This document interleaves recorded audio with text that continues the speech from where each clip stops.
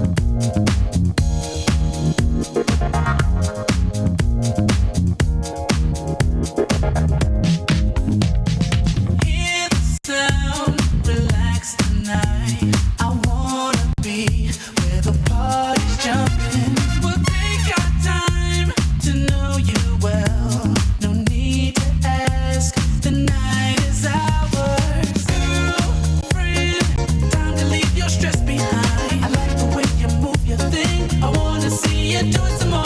Ain't no words that can describe the feeling that comes over me. 'Cause I know it's time to dance. All you gotta do tonight is so baby, tonight won't you get into the groove? It's a perfect kind of night to make our dreams come true. So come with me. You wanna leave those kids behind? Let this party go on and on and on. This night away, girl. Tonight's the night we fall in love. Tonight is all. This night away, girl. Tonight's the night we fall in love. Tonight is all. This night, don't ever stop. Tonight's the night we fall in love. Don't ever stop.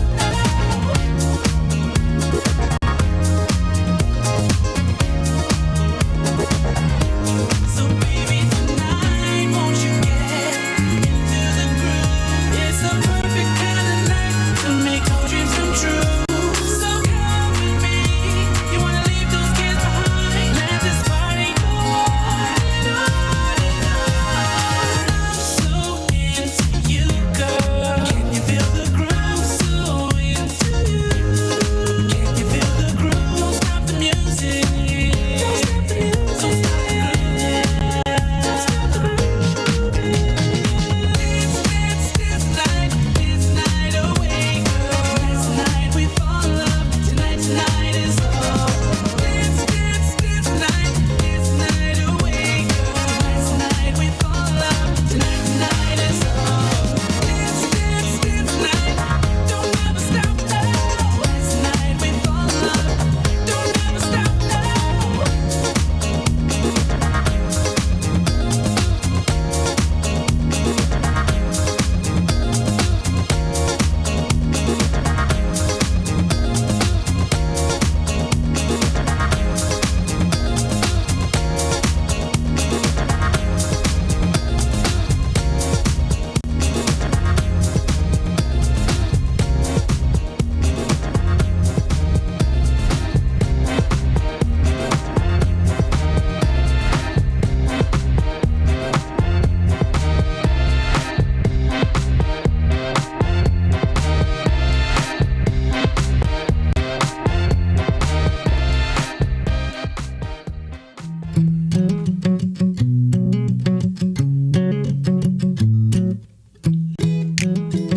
I'm Ali Cesario, an account executive on the education team at LinkedIn. Dylan Ferber, and I'm a client solutions manager here at LinkedIn. My name is Chantel Augustin. I'm Bridget Weedy. Monica Dudosky. All right, gotta get happy fields.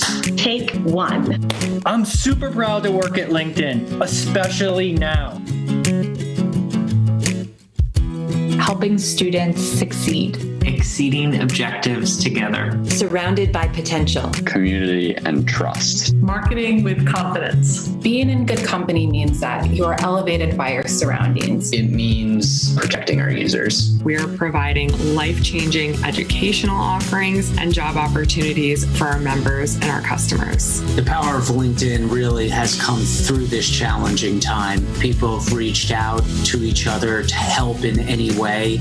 We have the opportunity to participate in LinkedIn coaching, Rock Your Profile events, Prospect in good company. Enroll in good company. Educate in good company. Inspire in good company. Inspire. Make a positive impact on the world.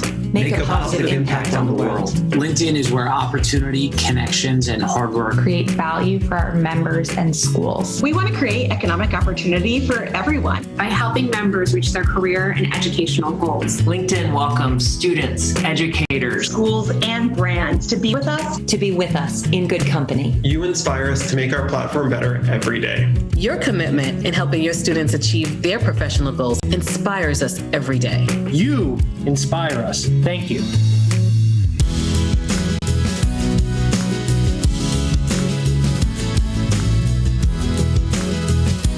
There we go.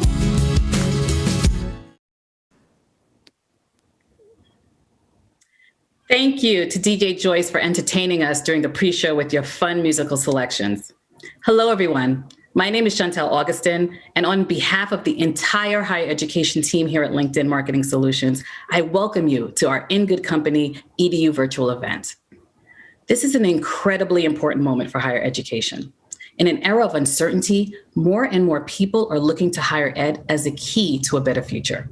So in today's session, we are going to talk about this new wave of students, who they are, what they're looking for as they seek to upskill in today's environment, and most importantly, what can marketers like you do to engage them and share with them the opportunities that your programs have to offer.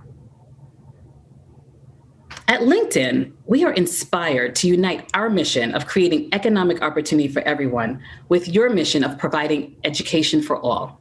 And our missions could not be more closely aligned at a more critical time. As you heard from my colleagues in the video, In Good Company means a variety of things to us, from helping students succeed to community and trust. But for me, In Good Company means that I get a chance to work with marketers like you each and every day to help you solve your biggest challenges. And as a marketer, I know the last few months have been extremely challenging. Many of you have had to re-examine your strategies and adjust your campaign investments and tactics, all the while adjusting to a new way of work. But if there's ever been an industry or a sector that is needed more, it is higher education. In Good Company is going to be a theme you're going to hear throughout our session today. With over 90,000 schools listed and 65 million students and graduates on our platform, higher education is in good company with LinkedIn.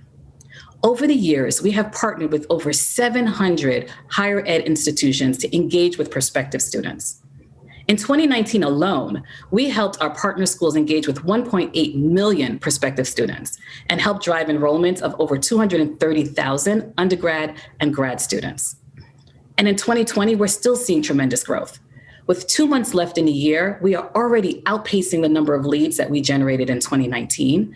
And the number of enrollments that LinkedIn helped drive so far in 2020 is up 62% versus 2019. So why has our platform been so successful? And basically, it's just three things. The first is the quality of the LinkedIn platform. In this age where safety, privacy, and trust are paramount, LinkedIn is a platform that consistently gets high marks from the industry and from our members. For the past 3 years, Business Insider's Digital Trust Report has surveyed users and found that they rank LinkedIn #1 as the platform that they feel safest on, and the platform least likely to show deceptive content. And secondly, LinkedIn data, it's first-party data, and it makes it easy for you to find and reach prospective students. Every time a member changes a job, updates their skills or experience, writes an article and posts it, it's updated. It's their information, so it's accurate. And finally, our users come to LinkedIn with the right mindset to thoughtfully interact with their network. When our members visit LinkedIn, they're there to improve their lives. They're there to invest in their lives. They're researching the latest trends. They want to know what their colleagues and former classmates are doing, and they're looking for educational opportunities to help them navigate their professional career. They're goal-oriented, and they are looking to our platform for solutions. And we saw that instantly play itself out when COVID first hit. During the initial months, we saw a tremendous increase in searches for online schools, online programs, and online courses. In addition, we saw a triple digit increase in engagement from some of our key audiences, such as healthcare workers, educators, and those without a bachelor's degree. And one of the fastest growing audiences on our platform are frontline workers and hourly employees. We have over 90 million on our platform. This signaled to us that there was a real demand out there. So we partnered with Simpson Scarborough, the premier higher education research, marketing, and brand firm, to do a comprehensive study for us to find out who this audience is and what they're looking for. And we will be sharing the results of that study for the first time during our session today. So our first panel, entitled The Future of Higher Education, we will feature Elizabeth Scarborough Johnson, the chairman of Simpson Scarborough, and she's going to share results and insights from the study that I just mentioned. And she's going to be joined by Michael Horn, author and senior strategist at Guild Education. And they're going to discuss who are these new wave of students, what's motivating them, and what are they looking for in programs, especially online programs. And most importantly for you as a marketer, how best to engage with them. On our second panel, entitled Building a Stronger Tomorrow, will feature Brandon Bastide, President of Partnerships at Kaplan, and also David Sutphin, Chief Strategy and Engagement Officer at 2U. And they're going to discuss, with all these schools now online, everyone's to varying degrees is online, what does that mean for the competitive landscape? What role can and should higher education play in helping address diversity and equity in this pivotal time? And finally, what opportunities do they see now and in the future? So during our event, you're going to hear a lot of words, branding, messaging strategies, and a whole lot of other buzzwords that marketers like us like to throw around. But I want you to take a step back and remember, behind every click of your ad, every lead gen submission, every application submission is a person that is looking to change their life. They are looking to use higher education as a way to take control of their future and see higher education as a way to do that. They want to either pick up where they left off or keep building on the experiences and skills that they've already developed. So I want you to think about, during this session, the 90 million frontline workers and hourly workers on our site that I talked to you about. Some of them may have been hit, some of them may be working in those hard hit industries like retail and travel, and they never got a chance to finish their degree, and they're looking at now as the opportunity for them to do so. Or people like our opening speaker, Lauren Gibbs. She was quickly climbing the corporate ladder, and at 30 years old decided to go after her dream of an Olympic gold. And even after all of her success, she's embarking on the next chapter of her career as an inspiring change maker and has leveraged online learning to help her in that next step. And she's going to share her incredible and inspiring story of how she reached the top of her career, but more importantly, what continues for her to strive for success. But before I bring Lauren on to kick this off, I want to invite you to be in good company with us, to join in on the conversation and be part of the higher ed community. Throughout the event, you're going to see a QR code on your screen. This code is going to take you to a page where you can ask questions, answer polls, and engage with your peers. And we'd love for you to post your thoughts and see what others are saying on social with the hashtag #InGoodCompanyWithLinkedIn. And if at any point you're experiencing any technical difficulties, simply hit refresh. 9 times out of 10, that will solve it. And your feedback is very valuable to us. As I mentioned at the beginning, this is a series of events that we will be doing over the weeks and months ahead. So we want to hear from you as to what kind of content, what kind of speakers you want to hear from. So to get everyone started, I want you to take out your cell phones and I want you to scan the QR code. And I want you to tell me what In Good Company means to you. You heard what it means to me. You heard what it means to my colleagues on a video, but we want to know what In Good Company means to you. And we will be selecting 5 winners and awarding them with a prize. So go ahead. Now, while you're doing that, I want to bring up our first speaker, Lauren Gibbs. When I first met Lauren, I was instantly drawn to her energy. In the short time that we spoke over Zoom, it was refreshing to have a conversation with somebody whose passion and energy just like oozed through the screen. And I can't wait to share Lauren with you. So Lauren, welcome.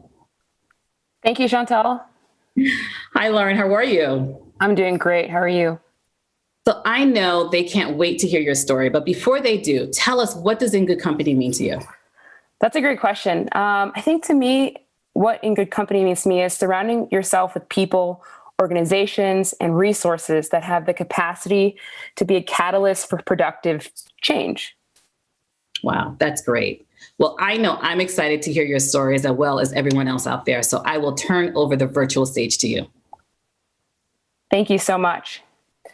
Before I get started and tell you my story, I just wanted to thank you all for trusting me to kick off this amazing event. All events should start with DJs, virtual or in person. So that's incredible. Well, I wish we could be together in person. This year obviously just hasn't afforded us that opportunity. And I think we can all agree that 2020 has been difficult for all of us. I believe in a time of adversity that there are always opportunities for personal and professional growth. And that's where you all come in. People are so hungry for what you're offering. And the best part is right now, it's not even a hard sell. This is a time to find and own paths and cultivate our futures. And something I've done quite a few times in my life, and I'll tell you one of the more significant ones shortly.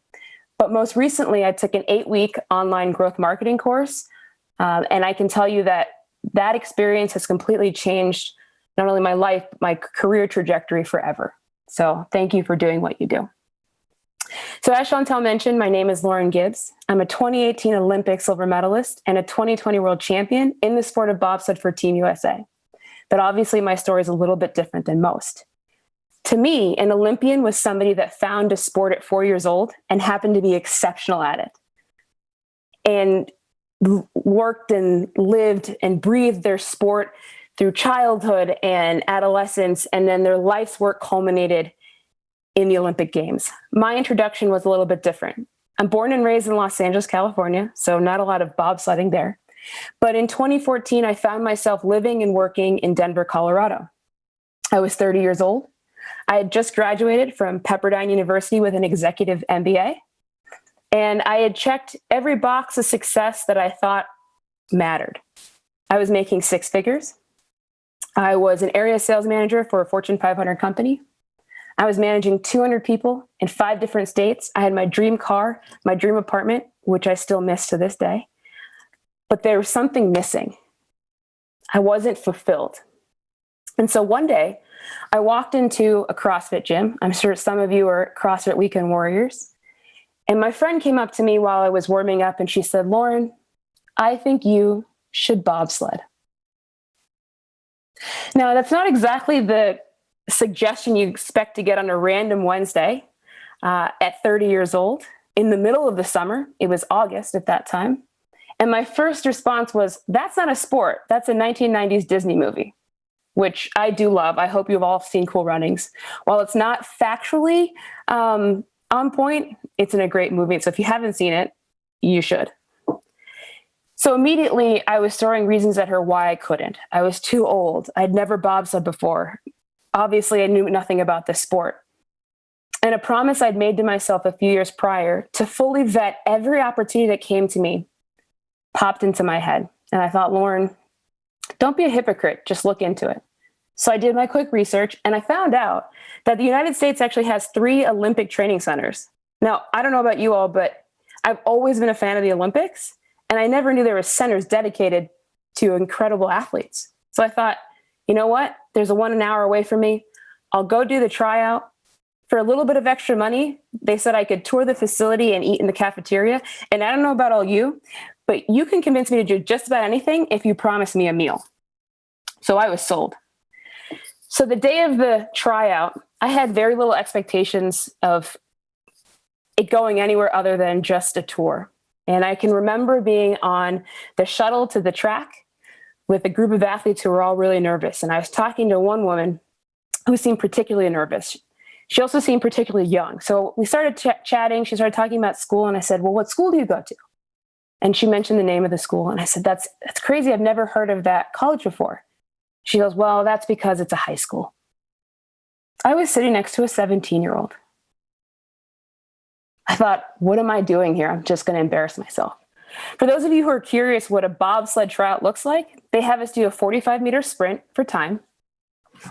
They have us do a 2-handed shot toss, which is really awkward. Basically, you take a big shot put ball and heave it as far forward as you can.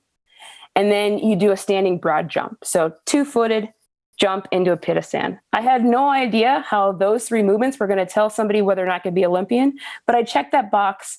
I took my tour. I met an Olympian. I bought a t-shirt similar to the one I'm wearing now. And I had a meal and I thought, what a great behind the scenes experience. About a week or so later, I get an email that says, "Lauren, congratulations. You've been invited to rookie camp." And my first thought is, can you be a 30-year-old rookie? And I'm sure that's a question that many of your customers ask themselves as well. Can I start over at this age? And I thought, you know what? I'm just going to see how it goes. And I figured at some point they were going to be like, "Ma'am, you have to go now." But until that happened, I was going to have the best behind the scenes experience of the Olympics anyone could ask for. So I flew to actually where I am now, Lake Placid, New York. And coming from Los Angeles, New York was New York City, and Lake Placid is not New York City. I definitely recommend visiting it, but it's closer to Montreal than it is to the city. So I arrive and I'm surrounded by all these incredible athletes, people who have trained for this, people who are younger than me. And I keep thinking, what am I doing here? This is not what I should be doing at this point in my life. I should be past this starting over phase. So the camp went okay. I wasn't the best. I wasn't the worst, but I stuck in it. And then the next thing you know, I just kept getting invited to the next point and the next part and the next part. And then it was October. And I found myself standing at the top of what looked like an iced over death trap, also known as a bobsled track. Now, from far away, bobsled tracks look like water slides or roller coasters. But when you're standing at the top of the track, it's 30 degrees and you can smell the ice. You look down at your feet and you see this carbon fiber bathtub looking thing with no padding and no seatbelts. And then someone hands you this and goes, hey, put this on. And I go, if this is safe, why do I need a motorcycle helmet? They're like, don't worry about it, you'll be fine. Now, my biggest mistake was asking, what was my first bobsled ride gonna feel like? I thought, roller coaster, water slide. They're like, no. Bobsledding kind of feels like being kicked off a cliff in a trash can. Come again? Yeah, you'll be fine. So they said, what you're going to do is you're going to push the sled down. I go, you want me to run? Yeah, you're going to push the sled down the hill. And for those of you who are wondering, bobsled starts are not flat. They're like this. You're going to push the sled down the hill and hop it. So I start pushing. I hop in. And the next thing you know, we're going. And for visual purposes, my arms will now become my legs. So I hop in the sled. My legs are in front of me. They're slightly bent. And your head's down. So you don't get to see anything. They're like, the ride's only going to take a minute. You'll be fine. We'll just let you know when to pull the brakes at the end. I said, okay, great. That's all you got for me? They're like, yeah, just keep your head down. Okay. So I'm in the sled.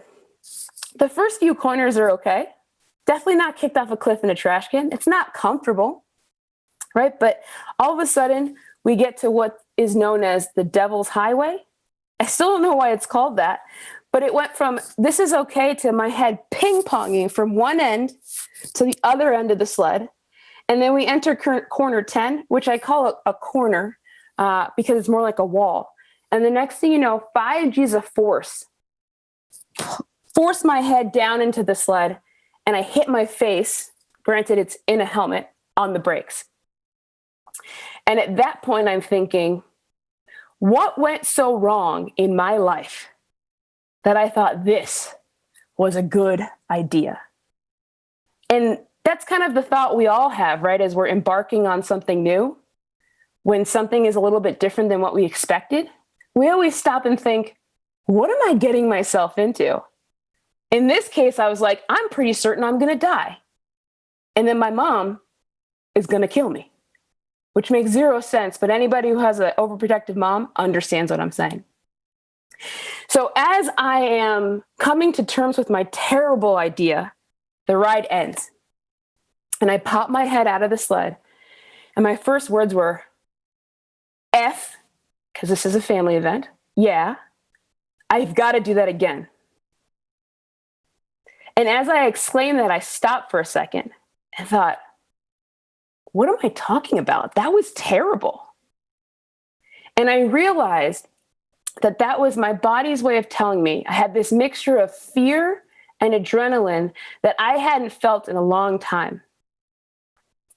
And I realized that was my body's way of telling me that I was about to embark on an opportunity, a journey that was going to forever change me. Right? Because if we think about the things that impact the way we think, that impact our bandwidth, that impact our abilities, those are the ones that scare us the most, but they're also the most important. So I quit my job. Now, please note, this is not a talk about quitting your job. But what it is a talk about is making sure that you prioritize the things that matter. I call it the things that get you out of bed in the morning, the things that you can't stop thinking about at night, the things that set your soul on fire. I always say I have one life to live, and at the end of it, I want to tell the most incredible story. So the next 3.5 years were tough. There's something they don't tell you when they talk about following your dreams, right? Following your dreams is amazing. And when you reach the heights that you want to reach, you feel fulfilled. But they don't tell you about the stuff in between. The roadblocks, the need to pivot, the times where you think, what have I gotten myself into? And in my case, I think I'm going to die. Hopefully none of you have that instance in your day-to-day jobs. But there are a few lessons that I want to impart on all of you that I learned. I call it lessons learned in the back of a bobsled. The first one, or the most important one for me, was that you can find purpose just about anywhere, even pushing a bobsled. And the second thing is that purpose should be a factor in how we measure success. If we are checking every box, but we don't feel like we're making an impact, are we really successful? My purpose now has changed. Before it was, managing individuals and I sold alarm systems, selling alarm systems. And now my purpose is to show people that they can live their life on their terms and pivot at any age. Now, your purpose is providing people with the tools to do so. And that is pretty honorable. So thank you so much for having me. The rest of the event sounds amazing. And I think Chantal is going to come back in because we might have some time for a couple of questions. Yeah, absolutely. Hopefully we have time for questions. I know one of the first questions that I hear and I see people are asking is, can we see your medal? Yes, you can meet Geraldine. Yes, I have my Olympic medal. She's a fine Southern woman. Here she is. That is so cool. That is amazing. There we go. We'll go there. That's the back. Few facts about the medal. It's about 2.5 pounds of silver. It's 99.9% silver. And every time I wear it, I need a neck adjustment. Yeah, but it's worth it. I'm sure it is. Another question that came in, how do you stay motivated? I mean, the Olympics are like 4 years apart. I know that there are championships every year, but how do you stay motivated? That's a great question and something that people ask me all the time. I think the perception about Olympians is that we're superhuman and that we don't have normal emotions and that every day is a good day. When we were talking earlier, I said that we'd just finished some training and some testing, and I didn't do great on the training and testing, and my body hurts, my back hurts, my hip hurts, everything hurts all the time. But I think the days where you feel unmotivated, or at least I feel unmotivated, I try and gain some perspective. So I have a 5-minute rule for myself. When things aren't going well, which happens all the time, I get 5 minutes to be as angry and dramatic, and your girl can be dramatic. And just like, have those throwing the baby out with the bathwater thoughts. And then as soon as that 5 minutes is over, and I'll be honest with you, sometimes a little longer than 5 minutes, I like to take action. Because what one of my mentors says is when things aren't going well, you can either react or you can act. And I've learned that taking action gives me the ability to build on tough situations or days where I just don't feel like doing it. So for an example, let's say I wake up and I don't feel great like I did today. And I have this laundry list of things to do. And I don't want to do any of them. I just piece them out. So if all I want to do is watch Netflix and chill, I am better off doing a warm-up and part of my workout than I am just sitting there. And the funny part is once you get going, all the things that were supposedly keeping you from getting things done suddenly disappear. Yeah. So what I would say is when you're unmotivated or you're overwhelmed, break it down into manageable chunks. Yeah. No, that is great advice. I think just putting yourself into action always helps motivate you. But Lauren, we could stay and talk to you forever. We are so excited about your journey. And I know you shared with us that you're still training for the 2022 Olympics. So I know you gained a lot of fans and we'll be looking out for you in the bobsleds. Thank you so much. And just remember, if this 37-year-old can dream of going to her second Olympics, then you can you can change people's lives with education. Same. Well, thank you, Lauren. Thank you so, so much for that inspiring story. Thank you for having me. So in our next session, Navigating the Future of Higher Ed, we are going to explore the road ahead and how you can meet students where they are. And this panel is going to be moderated by my colleague, Andy Kaczynski. But don't forget, throughout the session, scan the QR code at the bottom right-hand corner, because that's your way to ask speakers questions. So I want to bring up my colleague, Andy. Hey, Andy. Chantel, how's it going?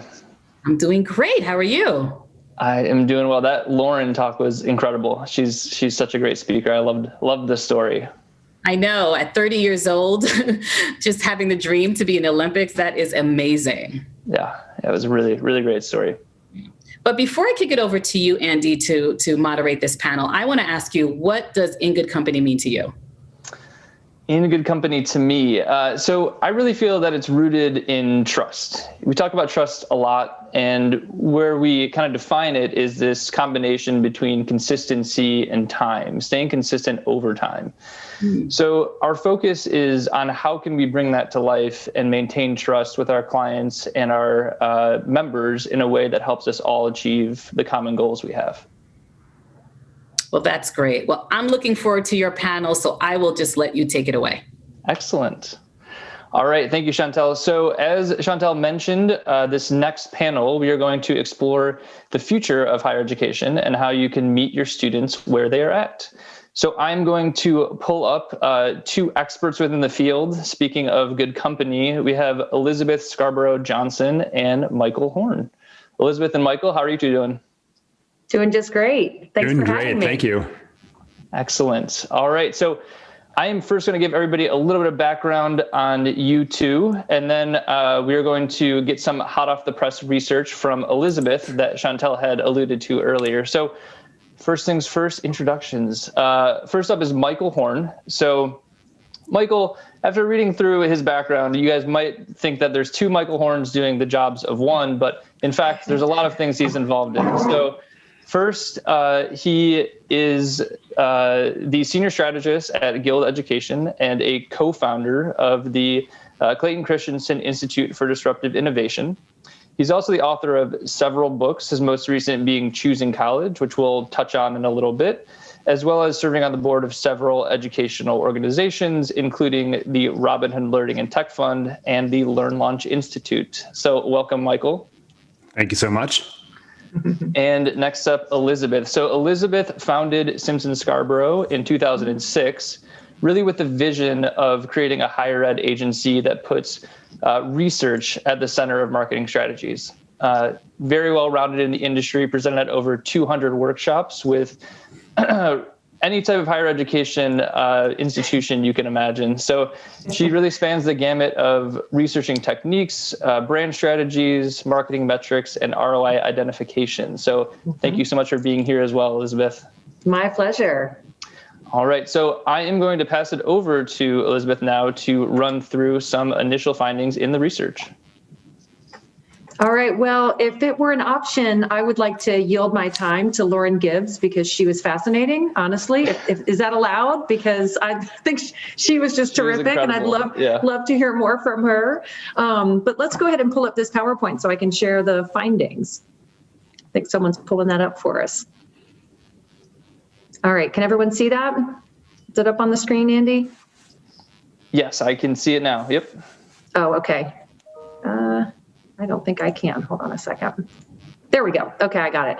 All right, so we had the great pleasure of conducting this research on prospective adult students with LinkedIn, and we're going to do a full download of these findings on December 3rd, so make sure to look out for an email about that and join us to go into a deep dive of these findings. But we're going to kick off today with just a couple of highlights that we think are really interesting about the study. So what we did was we surveyed just over 1,200 adults aged 25 to 55. Some were LinkedIn members, but many were not. We wanted to get sort of a full representation of this population nationwide.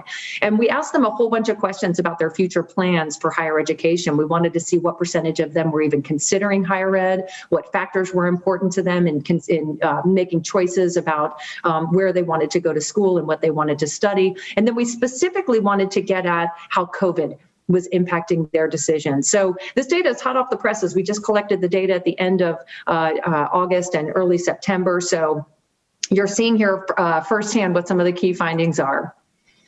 So jumping in, you can really see here that demand for education has grown. When we asked adults, how has your interest in pursuing higher education changed since COVID, right? So this is, how has it changed since COVID, just very recently? 47% of all of the adults that we studied said that their interest had actually increased, which is a huge number. And you can see it's actually, it's 9 percentage points higher for LinkedIn members compared to non-LinkedIn members. Obviously LinkedIn conducted this study, so they really wanted to understand how their members can, compare to the general population. And one of the things that we found very, very consistently is that they have LinkedIn members have even more interest in higher education than the general population as a whole. And they're actually more serious about pursuing it in the very near-term future. So here's the really interesting bit that's actually not on this slide. To participate in this study, adults had to say that they had at least some interest in going back to college in some form or another, within the next 5 years or so. And so, that weeded out about a third of the population that just said, oh, I'm not that interested. So all of the 1,200 or so respondents to this survey said, yes, I am interested in higher education within the next 5 years. And now we're saying fully half of those are saying my interest has increased since COVID occurred. So there's some real momentum here in terms of the interest in higher education among the US adult population. All right. If we look on this next slide, we're seeing a real compelling data about the interest in pursuing online education. So when we ask people how likely they are to pursue either online, in-person, or hybrid in the middle options, you can see the dramatic difference here in terms of how many adults are really saying that online is their preference. 80% interested in online compared to just 52% in person and hybrid, of course, in the middle of where you would expect it to be. What's interesting too is if we ask how their interest has changed since COVID, again, so we can really get a sense of the impact of the pandemic, you can see here in the blue here for online, there's much more, a much stronger increase in interest in online since COVID and a big decrease in interest in person since that happened. It's exactly what you would expect given the circumstances, but fascinating to just see the magnitude of the difference there. So here's another interesting point. So of all of these adults who are, again, all considering higher education within the next 5 years or so, 67%, fully 2/3, are actively considering and researching their options. That's an enormous population. 2/3 saying right now, I am online, I'm looking for these programs, I'm talking to my friends and family, and I am really thinking seriously about my educational options. And so if we look to the right, we can see now we capture here, what their plans are in terms of timing. 53% hope to enroll within the next 6 months. So again, this is just reinforcing this trend that we often see when we're in the midst of a recession, when a lot of people are out of work, that there's very active interest in pursuing higher education among the adult population.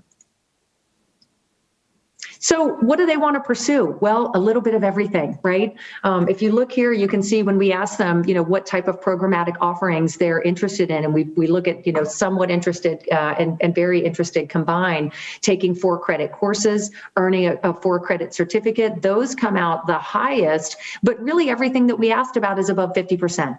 Right. And so there's interest across the board in all of these different, 4-credit and even not for credit options that we tested. And here's another one where real clearly we can see the difference between LinkedIn members and non-LinkedIn members, right? These percentages all go way up for LinkedIn members as compared to those who aren't using the platform. Okay. And finally, if we look at, what's impacting people's decisions, we know that affordability comes up on top. Probably every time we ask, what is it that's important to you when selecting an institution? It's not surprising to see that there. But then also looking for a flexible platform, a high quality institution. You can sort of see everything here at the top is really what's influencing their decisions most. And so we should be thinking about how to weave those messages around those points into our marketing.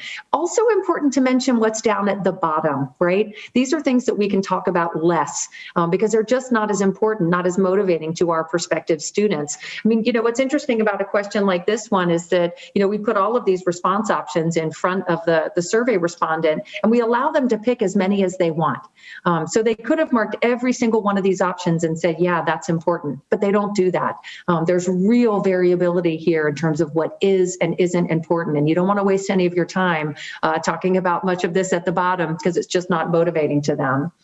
So another quick data point here is 55% of the respondents, when we asked them about the desired benefits of additional education, increasing their earning potential, came right up at the top. That's not the only thing that's important to them, but it's one of the most important things. So that's really important to understand. So putting all of this together, it's interesting. There are actually a lot of, right now in particular, both positive and negative pressures sort of affecting adult student enrollment. On the one hand, you might be thinking, oh my gosh, millions of people have been laid off. More layoffs are being announced every day. Even people who've been able to rejoin the workforce, or they may be unsettled, not necessarily in exactly the job that they want or exactly the industry that they want. We're in the midst of an economic crisis. Family finances are stretched to the limits, and parents have turned into their kids' teachers, and who even has the time or the money to go back to school?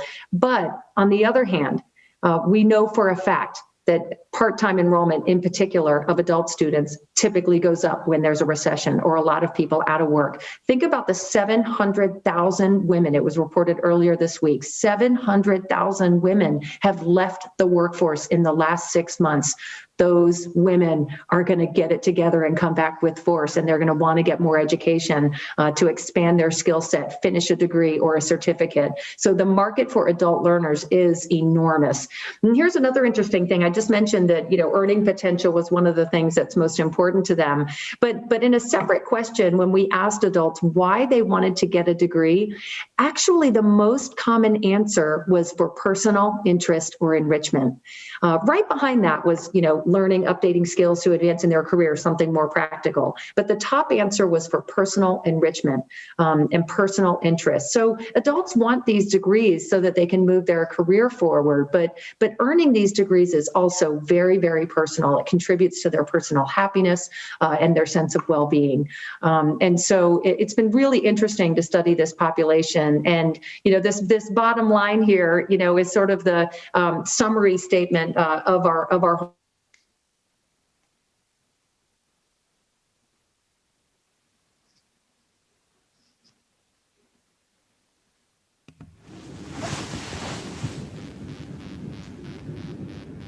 So those are the highlights of the study. And with that, I'll throw it back to Andy so we can have a little discussion. Thank you, Elizabeth. And I'm not sure if just the last mention there got cut off, but either way, I mean, excellent findings there and some really key trends that you were able to uncover with the research. So my first question, just to kind of follow up on that, was thinking about some of those trends you mentioned, the move to online, higher interest education, thinking about personal enrichment, as well as increasing your opportunity for earnings. What are the short and long-term trends there? Which ones of these are here to stay, and which ones are more short-term within the next year or two? Well, it's interesting because one of the trends that our research reinforced is that demand for online remote instruction, of course, continues to be very, very strong. It appears to be even getting stronger. Remember, preference for online instruction is 80% compared to just 52% for in-person, and then hybrid, of course, being in the middle. This could be a bit of a short-term phenomenon, right, associated with the pandemic. We need to be watching out for a whiplash in interest in more hybrid and in-person instruction as we move past the pandemic. I mean, we all know that Birthday parties online and happy hours online are fun, but not the same. And when we're allowed to have birthday parties in person, again, watch out, they're going to be megapaloozas, right? The same thing could happen with in-person instruction. We could see a resurgence of demand for it once we're allowed to actually be in the same room with our professors and with our fellow students. So that's that boost in interest in online could be a little bit of a short term. We want to watch for that and pay attention to it. The second trend that our research reinforces is the importance of visibility building. It remains very difficult to get attention in the crowded marketplace that is adult higher education. I mean, we asked adults to name institutions that they believed were excellent providers of online education. A third of the respondents couldn't name any school. And there was only one school that was named in the double digits. Every other school was in the single digits. Most were in, at 1% or below. It is very difficult to build visibility with this audience. And so, it really takes a consistent and integrated and persistent strategy to build that visibility. So now is not the time to take your foot off the pedal, because we do not expect that to change in the future. That need to focus on visibility building is a long-term trend, and it will persist. That's an excellent point. I love the similarity between the focus on online happy hours and birthday parties and the changes those will likely bring. Michael, I'd love to get your perspective, just knowing how much work you've done on motivators when thinking about the research that Elizabeth just presented and kind of the perspective she shared. Does that align with what you're seeing as well? Yeah, absolutely. It aligns a lot. I think in the research, you're basically seeing what we would call two different jobs to be done that adult learners are hiring higher education to do for them. One of them would be help me step it up, right? Like what I'm doing right now, this isn't who I am. I can't keep going this way. I've got to make a change. And you see that in some of the unemployment numbers that are motivating people to look for something else. They want to step it up in their lives, earn more money, and higher education is that pathway. And affordability, flexibility, convenience, speed to degree, those are all really important things. And then the second job that I think is in that research as well is what we would call help me extend myself. And this is that personal enrichment coming through, right, that Elizabeth talked about, which is people saying, life is perhaps not terrible right now, but I've always wanted to learn X, or I've wanted to challenge myself, or I've wanted to prove to myself that I can do this.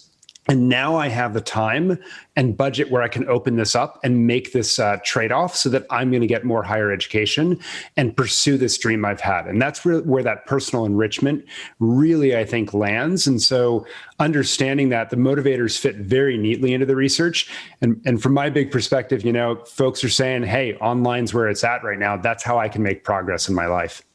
Mm-hmm. Excellent. Yeah, I think Lauren was a perfect example of the reinvention and the invigoration it takes to change course. So definitely makes sense. Elizabeth, just quickly, one last thing on the research side. Was anything surprising to you? I'm sure you come into these with your own hypotheses on what the results might look like, but was anything in particular surprising? Yeah, two things in particular jumped out. First of all, friends and family are the second most important resource when an adult is looking for information about getting more education. The first is actual, websites for, educational providers, colleges and universities. But friends and family are number two.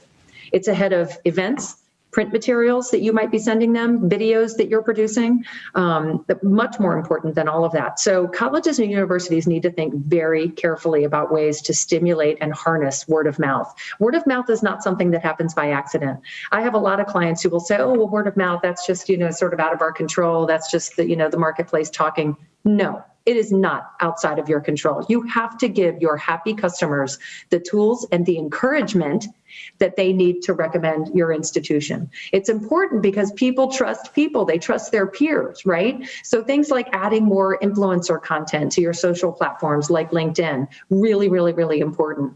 And to think about how to really incorporate word of mouth because it's the number two influencer. I mean, it should be a real priority for everyone. The second thing that jumped out, now this is really going to surprise you, I bet. The second thing that jumped out is there, to me, was a surprising percentage of adults who actually said they are more able to pay for college now than before COVID.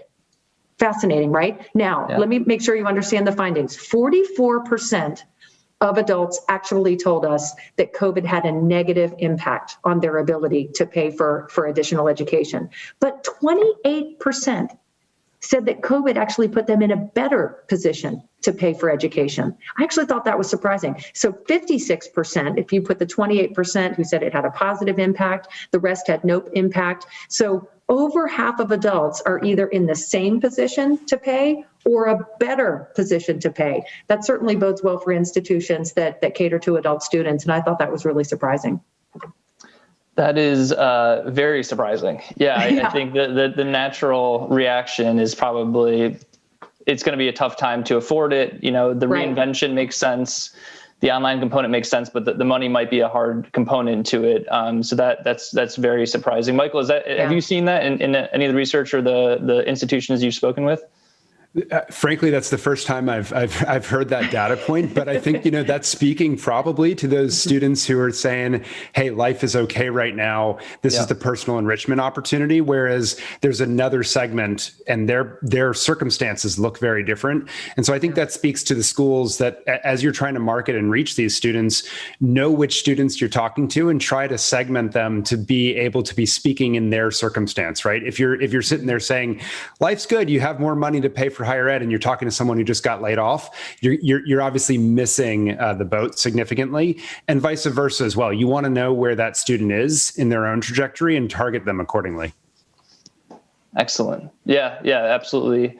Makes sense. And Michael, I wanted to touch on, you alluded to this before, and one of the perspectives I love within your book is the idea of not basing college on the job you want after college, but instead thinking about why are you hiring college? What job are you hiring college to do for you to advance your career or yourself? Could you speak a little bit to that as a paradigm shift and how marketers should be thinking about that to engage with prospective students? Yeah, absolutely. And it's something that I've been giving a lot of thought to recently in particular, because the traditional way we tend to segment the adult learner population is students who are coming back to switch jobs, to maybe move forward in their career path is a second one, to get a pay raise, is maybe a third, things like that are very functional, but they ignore the social and emotional dimensions of why they're choosing to go back to school now. Like, why is now the time? And really situating yourself in there is another dimension to understand the progress that someone's trying to make and what is that circumstance that's compelling them to choose right now. I think what you heard in Elizabeth's research is, if I got this number right, 67% of students are in what I would call active looking phase, right? Like they're blue sky right now. They're looking at everything and trying to figure it out. And there's always going to be this time wall is what we think of it, or this trigger event that sends them into deciding mode and helps you understand by when do they have to make this decision. And that's when they make trade-offs in all of this. And for a marketer, you really want to understand, again, where is that learner in their own timeline? Where are they in their own circumstance? So that it's not simply, oh, you want to switch jobs, but oh, you want to switch jobs because someone in your life is pushing you to do that. Or you want to switch jobs because you just can't keep paying rent and you have a kid on the way, right? Those circumstances are very different from the one who says, hey, I want to switch jobs because I've always dreamt of this and now I have the time to see if I can go do it. That's a very different emotional and social situation to be in. And you really want to understand those motivating circumstances, not just the functional reasons. Yeah, absolutely. So it's a bit about doing the research to understand the audience, but also to make sure that the messaging aligns with the goals that people have in the situations that they're currently in. Yeah, that's exactly right. And just acknowledging that it's not just the first goal that they say, right? You want to understand that context really that they're in.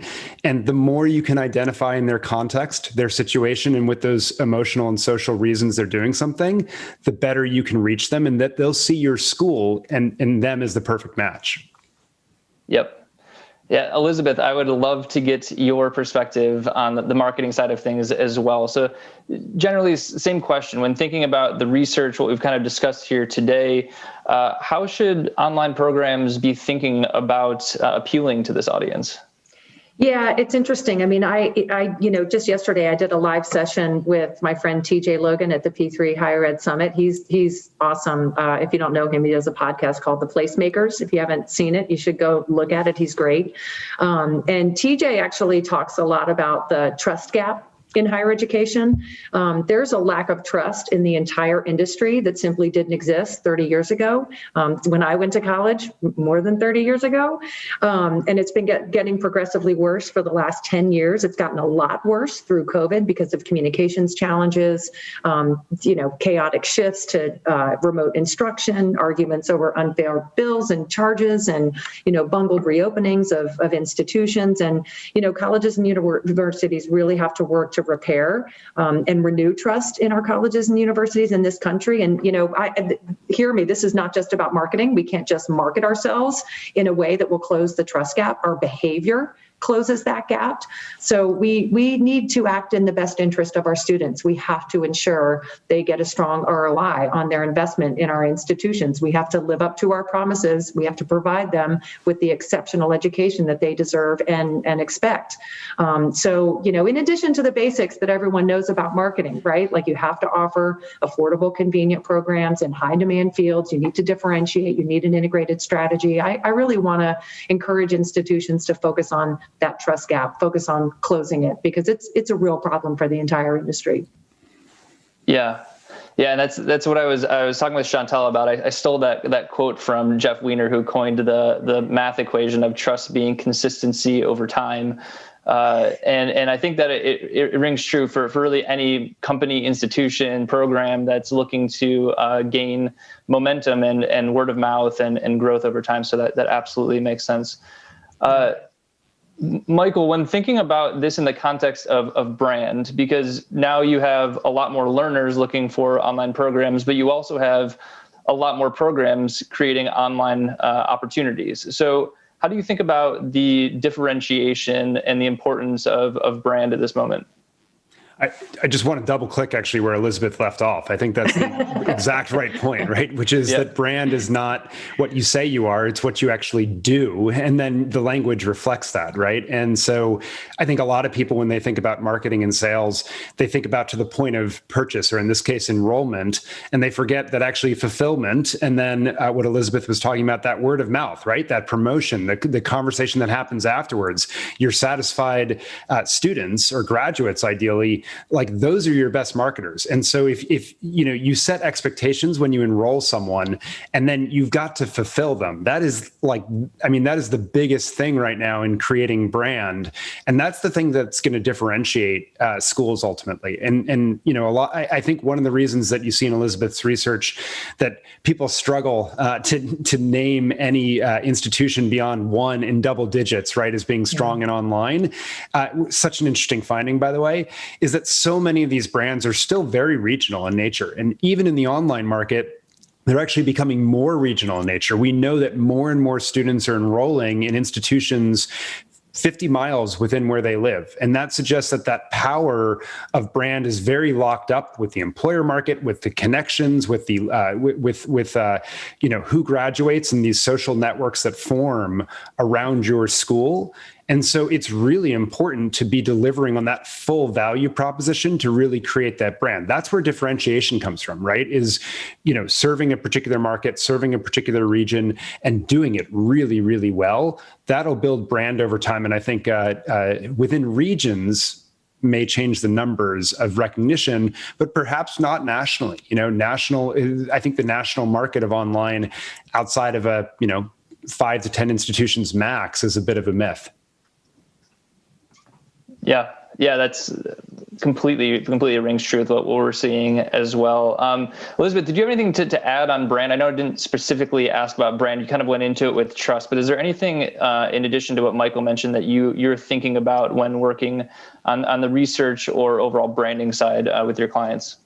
I mean, back to the fundamentals, right? Differentiation and integration. You've really got to figure out what it is that's differentiating you and be able to convey that in very specific and real terms.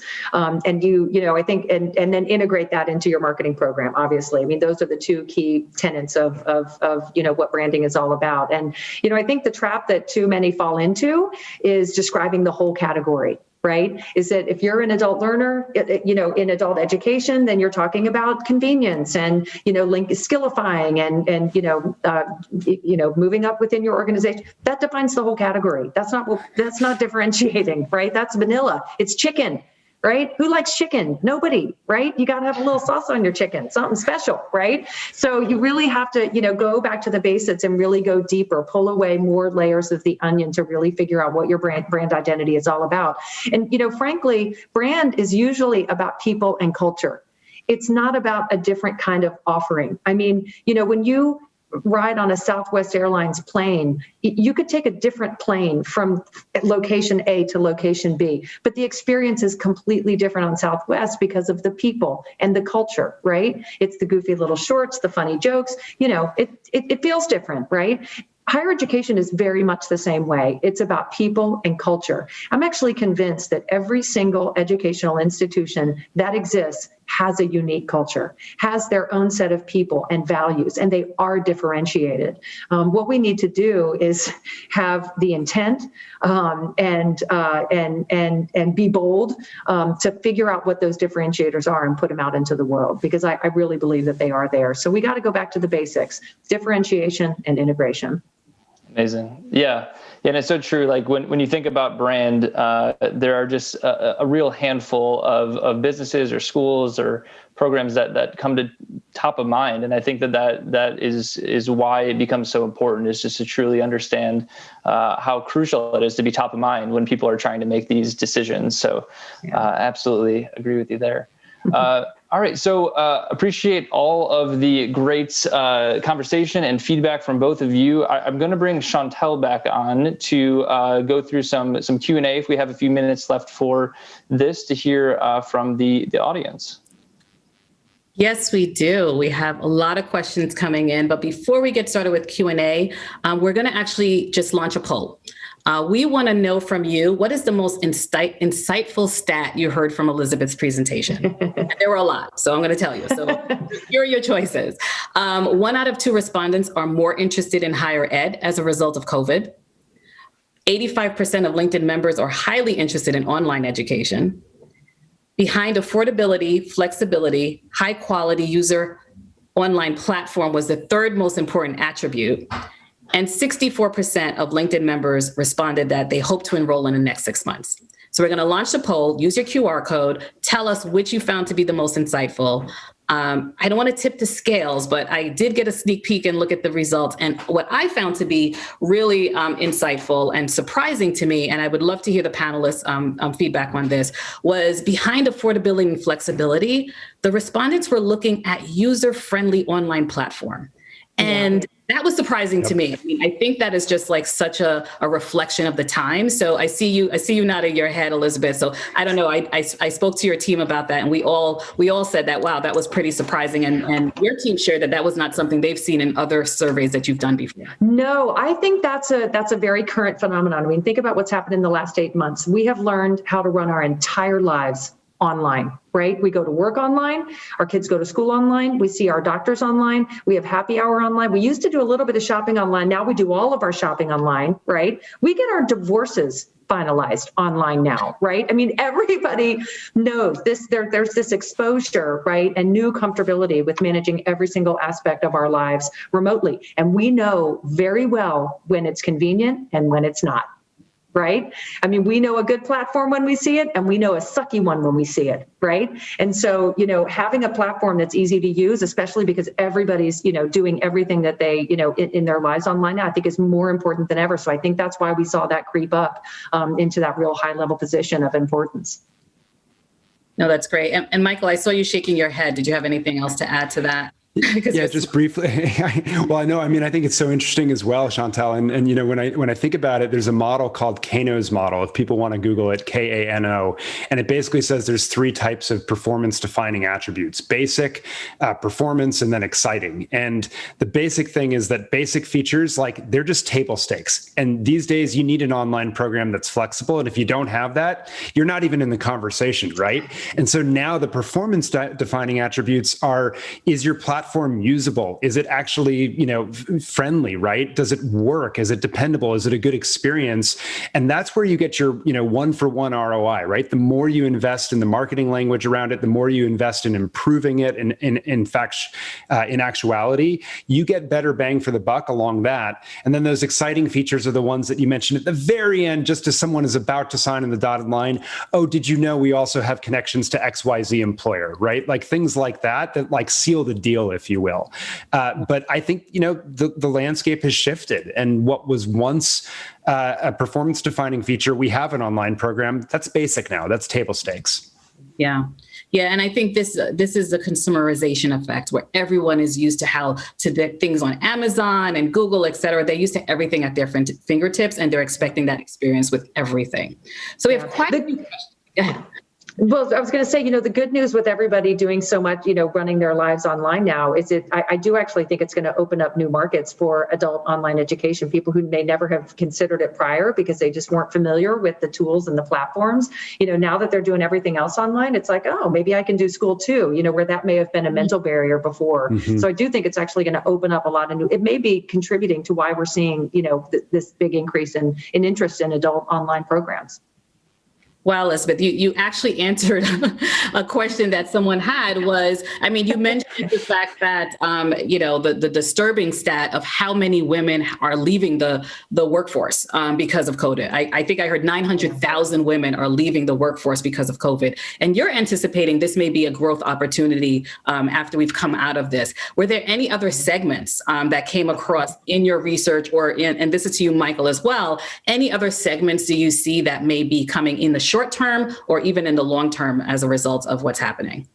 Oh, that's interesting. There weren't necessarily beyond that the women's professional audience, but you know, just speaking to that one for a minute. I mean, think about what's going to happen when these women figure out. You know, they're taking on all the household responsibilities, right? That was the report that I saw, that all of these women have left the workforce because they're primarily taking responsibility for kids who are at home and educating them. These wonderful, smart women are going to figure that stuff out. And fast. And then they're going to have more time on their hands, and they're going to think, well, I can't go back into a full-time position, but I've got this kid, you know, these kids on lockdown now. We've got a system, and now I've got some time for me, and it's time to skill up, right? So I definitely think that, you know, thinking about that female population and how to get them into the fold is a real big opportunity. So I totally agree. Yeah, I totally agree with that. I think they're classic help me step it up, because they're going to look around them and they're going to be like, this isn't who I am, right? I'm not sticking here. It's time for me to step it up, and I'm going to show them, right? And so I totally agree with Elizabeth on that. I think the second one that probably wasn't captured in the survey just because of the age demo, that it was 25 to 55, is frankly that 20 to 24-year-old population. I expect them to move more into online. I don't think it'll be a flood that everyone, you know, is no longer going to go to campus. Like Elizabeth's clearly right. Once the birthday parties are back in person, they'll do that. But I think for, you know, a not insignificant percentage, it's going to move the needle. Before this hit, we already saw that at places like a Southern New Hampshire University or Western Governors University, their average age was ticking down a little bit. They were seeing more 23, 24, 22-year-olds come into the student group. I expect that number will go up and will not slide back that much. Right. And speaking of the study, Elizabeth, we got quite a few questions. I'll take some, but I want to get your perspective as well. There are a couple of, we have a lot of international people that have dialed in, and they wanted to know if it was U.S. based. So I will answer that. Yes, it was U.S. based. But unfortunately, some of my colleagues in Canada and Latin America are also looking to replicate this study in other places. So look out for that. And let's do it. Yeah, let's do it. Exactly. And then someone else asked the question, how would you categorize the students? What was the cross section of the people that responded? So LinkedIn members, somebody was asking, were just mid-career professionals, or was it a cross range of demographics that answered the questions? It was a very broad range, very diverse in terms of age, gender, race, geography, employment status, household income, current industry. I mean, we basically went to a research panel to get the sample. So it's a very broad range. And you know what everyone should do is sign up for the December 3rd webinar, because we'll go into some of the more detailed analysis where we look at some of the findings by some of those discrete demographic factors. So join us then and we'll go into that in more detail. Elizabeth, you're stealing all of my lines, but that's what you were saying. We just wanted to have, there's so much information that we were able to pull from this study. So on December 3rd, like Elizabeth said, we'll be going through it from soup to nuts. The other thing I want to shift to something that you said also around word of mouth, the impact that family and friends have. And for us, when you said that to me, that's like the network effect that we talk about at LinkedIn. Like, it's a network. People go to their colleagues, et cetera. And the other thing is like word of mouth. We were thinking about organic. We always talk to our clients about, yes, you have to have a paid strategy that helps, but how does your organic strategy work with that? So I'm going to throw it out to actually Andy first, because I know you talk about this a lot with our clients, and you could jump in as well. But just thinking about how, the network effect on LinkedIn, the use of alumni, other things besides paid media can help that with that strategy. So, yeah.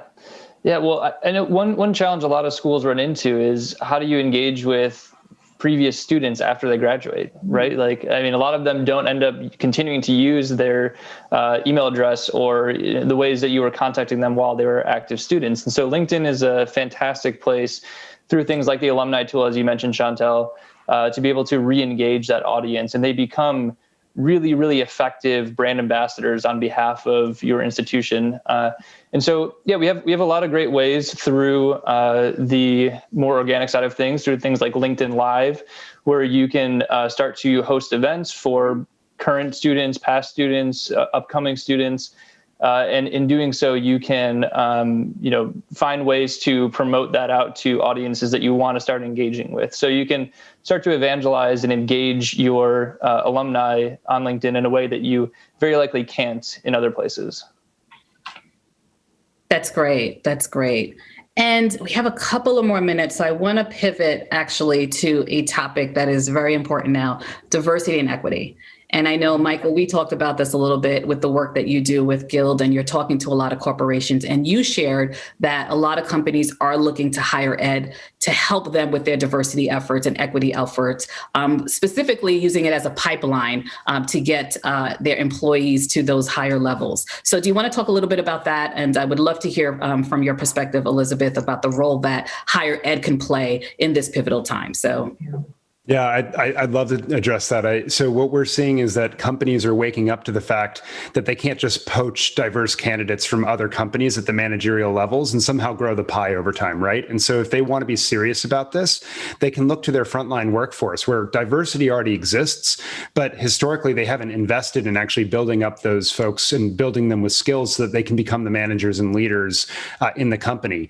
And higher education can play a critical role in helping equip those employees with the skills, with the degrees, the credentials to help them make that movement up into the managerial and leadership ranks of the companies and actually create that pipeline for these companies. And we're seeing that as a significant point of emphasis that companies want higher education's help right now with in a very direct way as a strategic measure, not just to improve diversity for its own sake, right? That's obviously an incredibly important goal right now, but they know that having better diversity leads to better decision-making across the enterprise, and they know that's not something that they can ignore any longer. No, that's great. And Elizabeth, I don't know if you have anything to add before we wrap. Yeah, there's just loads of evidence that COVID in particular is affecting students of color more than other populations. So it's a group that we have to watch out for. This is, we have to find better ways to lift this segment of our society up and help, because it's scary, some of the data that I've seen on the adverse effects of COVID in particular on students of color. So higher education, I think, has a an obligation to really focus on increasing access and making sure that it actually acts as the lifeline that it should to help some of those families. Yeah, I wholeheartedly agree. We have so many more questions, but you stole my thunder, Elizabeth. We were going to September 3rd. We'll have Elizabeth back for an entire hour, and we've worked with Michael before. I'm sure we will have him on in the future as well. I just want to thank you, Elizabeth, Michael, and Andy, for a great conversation about how adult learners are approaching education in this evolving world. Thank you so much. Thank you for having me. Thank you. So now, before we move on to our next panel discussion, we sit in front of our computers all day. So we wanted to take a minute and focus on self-care. And we're going to be featuring a member of our LinkedIn team, another very talented member of our LinkedIn team, Felicia Matson, she's an exercise enthusiast, and she's going to take us through a few minutes of stretch and light movement. I'll turn it over to Felicia. Hi, everybody. We're so grateful that you've joined us today. Thank you for taking the time out of your day to spend some time with us. So at LinkedIn, we strive to bring our whole selves to work, and wellness plays a really big role in that, of course, for ourselves, our coworkers, and most importantly, for our valued partners, you. So at LinkedIn, we often refer to the tenets of wellness, and that includes thoughts, breathing, hydration, nutrition, movement, and rest. So please take a minute, get all the jitters out, all the stress of the day, and please join me in a comfortable position. I'm on the ground. You can sit in your chair and modify, or move a little bit. Find a comfortable place on the couch or the ground and join me. So sit in a cross-legged position and take a deep breath in and out. Relax your jaw. Were you finding that you were clenching your jaw? Let your shoulders fall down. Throughout the day when we become stressed, sometimes we start to clench that jaw and our shoulders creep up. So let those shoulders fall down. Take a couple deep breaths. And let's rotate our head side to side, and to one side, and to the other. Now, throughout the day, most of us are hunched over on our computers. So I want you to take your hand and place it right on your chin. And now we're gonna move back. So take a step back with that chin and literally push away from where your chin was before. And then let's take that same movement, side to side. You might feel a really nice stretch in your neck. Now let's say yes to all the good things in our life, yes to all the positivity, and then absolutely not to everything we're leaving behind. All right. Now, the first tenet of wellness that we talk about is thoughts. So oftentimes our thoughts dictate our mood, how we're perceived, how we think about tackling the day. So first of all, I want you to start to rotate your shoulders back. So as we're rotating our shoulders back, keep this up. I'm going to talk to you a little bit about your thoughts. So one of the things that can really help keep rotating those shoulders is to have a journal. Write down what your goals are, maybe your to-dos for the day, if that helps you organize your thoughts. What are your goals? Where do you want to be next week? Where do you want to be next month? And really think about that. That can help you start to set your goals and move away from stress and really think about your tasks and be goal-oriented. You may be stressed thinking about all the things you have to do, but if you take some time to write those down, let it go, it can be a really positive addition to your day. Okay, so now that those shoulders are rotating back, let's rotate them the other way, forward. Okay. Now I want you to take your hands and think of them as corkscrews, and let's rotate them back. So here you're pulling your shoulders back. You might start to feel it's a little bit of work. So if you were here, again, take these hands, let's rotate those shoulders back. Like I said, oftentimes right now we are hunched over our computers all day and we really start to be rotated inward. So we want to take a moment and rotate back. Think about your breath. Breath is life.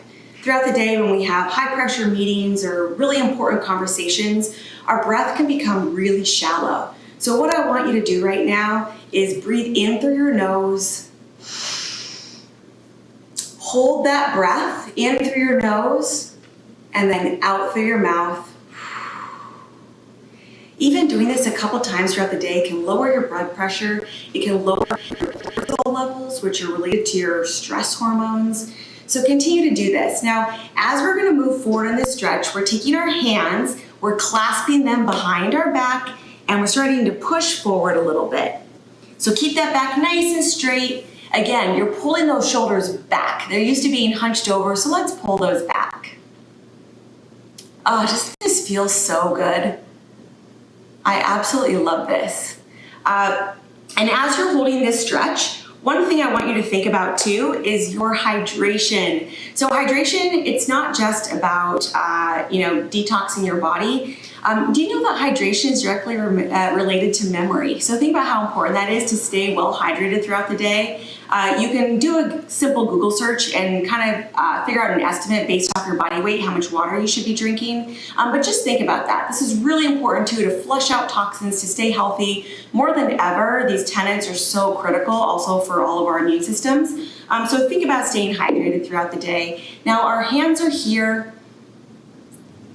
We had a nice stretch. Give yourself a little bear hug. Okay, let's move into our lower body. So throughout the day, probably most of us are seated. Some may be lucky enough to have a standing desk. But your calves and your legs can really be tight from not moving throughout the day. I don't know if you're anything like me. Sometimes 8 hours can go by and you haven't moved. So I want you to bring your legs out in front of you. Your back is going to be nice and straight. We're not going to lean in. We're going to keep our back straight, our shoulders straight, and we're just going to lean forward. Now you really might feel that in the back of your legs and your hamstrings, and I want you to point your toes. And that's really going to pull in that stretch of those calves. Woo, let's hold it here. Some of us may be here, and that is fine. Pull in that tummy, straighten that back, and just continue to lean forward. This should really be a goal as well. Flexibility is key throughout our lives for us to stay mobile and healthy. So consider taking a break throughout the day and just really stretching out here. As we continue to hold this stretch, I want you to think about nutrition. Also like eating food that is at its most natural state. So it's not processed, it doesn't come out of a box. It's real, it's fresh. Everybody who works with me knows that I'm a huge proponent of anything green. So if you can continue to eat those greens, just think about your nutrition. We want you to stay healthy and well. Keep holding this stretch. All right. Ooh, okay. So now let's come up into a runner's lunge. So while we're sitting all day long, our hip flexors become really tight. So we want you to move into that runner's lunge. Ooh, feel that stretch, is so nice. Hold it here. Now, of course, we can't talk about wellness without movement. LinkedIn has done an awesome job of helping us stay mobile through exercise classes at home. And there's so many different options for you, even just a 30-minute walk. Get up and move if you can. Get sweaty, work it out. Work out that stress, that 2020 stress. Now bring your hand up. Ooh, give your organs a little squeeze. Yeah, you heard that right. Doing this stretch here, no matter what you're doing, if you're sitting and moving your torso or in this position, essentially you're giving your organs a little squeeze and you're helping them detoxify a bit. All right, now let's bring this down, push those hips forward. And one of the final tenets of wellness we want to talk about, okay, let's switch legs here as we talk about our final little tenet of wellness, our good amigo sleep and rest. It's so important, it's so critical. So you can either keep your foot down or push it up into that runner's lunge. Think about rest, think about what you have to do for a nighttime routine to get a nice, good night's sleep. Again, even just like going through these stretches before bed can really get you ready. Relax that jaw if you're a jaw clencher like me. Relax that jaw and those shoulders before you go to bed. Now let's rotate up. One last stretch here. Ooh, you feel that? Isn't that nice? Just to get some movement in throughout the day. We're going to be ready to continue this conference right after this, let me tell you that. But that's our little movement for the day. Thank you so much for taking the time to learn a little bit about our tenets of wellness. We're so grateful that you are our partners and you're here. and we look forward to continuing the conversation after this. Thank you, everybody.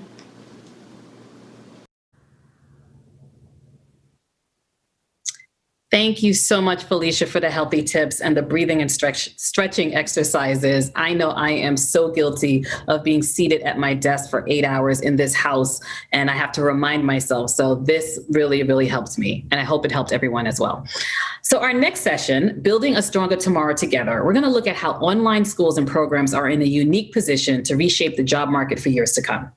So I'd like to welcome my colleague, Jessica Nave, Senior Sales Director of Higher Education here at LinkedIn. Jessica? Hi, Chantal. Hi, Jessica. So like I've asked all of our other panelists, or I should say moderators, what does In Good Company mean to you? I know you answered it in a video in 3 short words, but I'd love for you to elaborate a little bit more.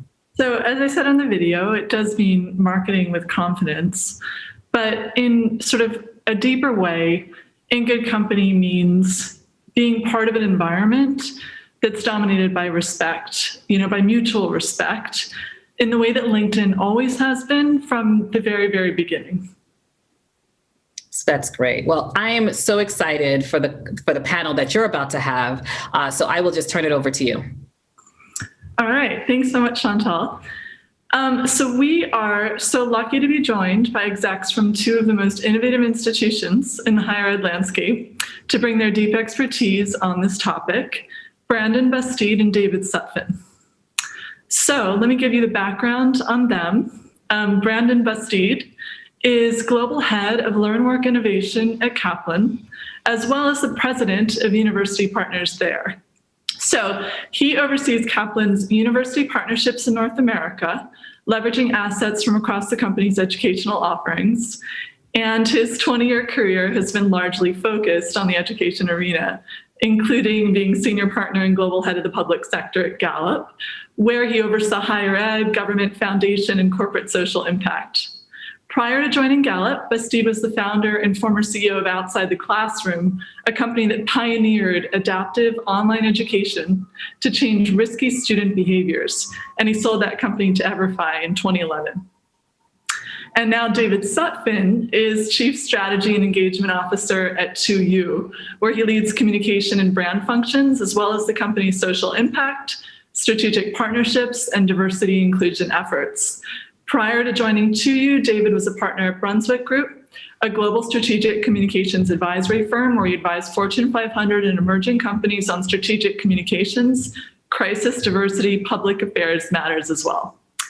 Earlier in his career, Sutphin practiced law at Covington and Burling and served on Capitol Hill as Chief of Staff to Congressman Harold Ford Jr., as well as General Counsel to the late Senator Edward Kennedy.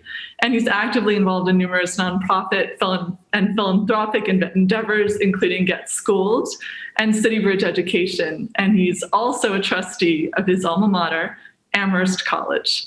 So welcome, David and Brandon. We're so happy to have you here. Excited to be here. Excited to join. Thanks for having us. All right. So on to the questions. So we've heard a lot about the new wave of students, as well as the new landscape and environment from research perspective, data perspective, student perspective. We really want to know about the institutional perspective, especially from the cutting edge. How can you start us out? So thinking about this moment, many people are comparing it in some ways to the 2008 recession, though it's obviously very different. And one of the differences is the degree to which the number of sort of types of skills and training options that exist has proliferated since then, as well as the deep expertise that now exists within the online scope and the online landscape. Could you give us some sense of, as a starting point, how have you positioned your own institutions in this landscape and what specifically you focused on in this point, sort of since March transformed the world? Brandon, would you like to begin?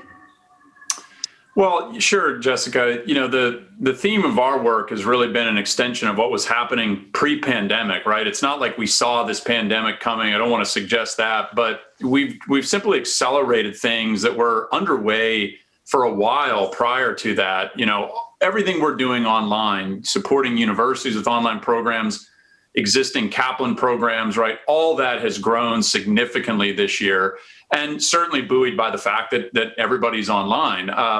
What's interesting, though, is you're right. There are differences between the recession before. Usually in a recession, enrollment in higher education goes up. We're not seeing that yet. We've been on a 10-year decline in degree-seeking enrollments in U.S. higher education. This year, it slid significantly.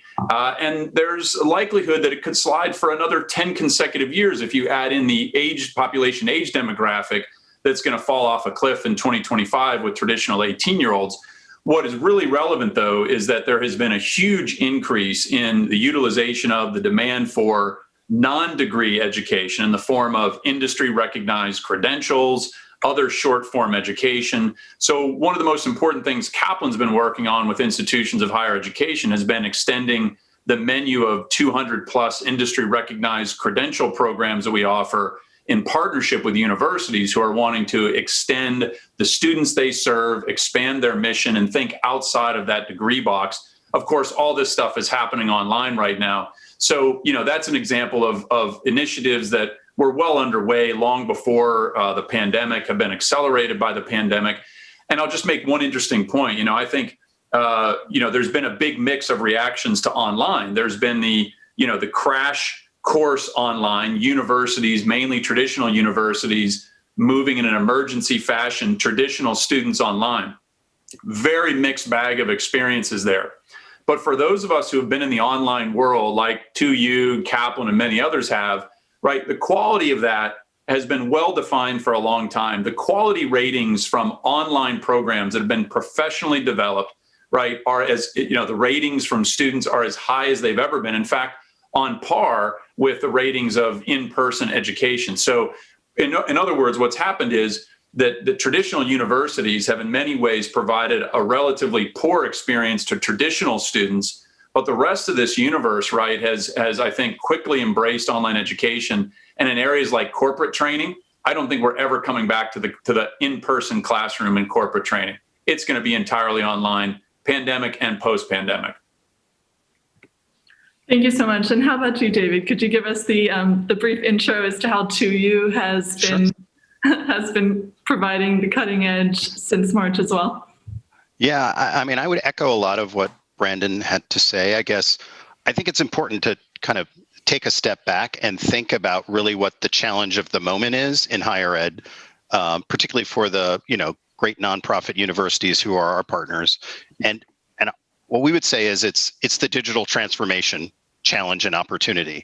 I really enjoyed listening to the last panel discussion, with Michael and Elizabeth. And one of the things that Elizabeth's research kind of referenced was the spectrum of offerings that adult learners are looking for now.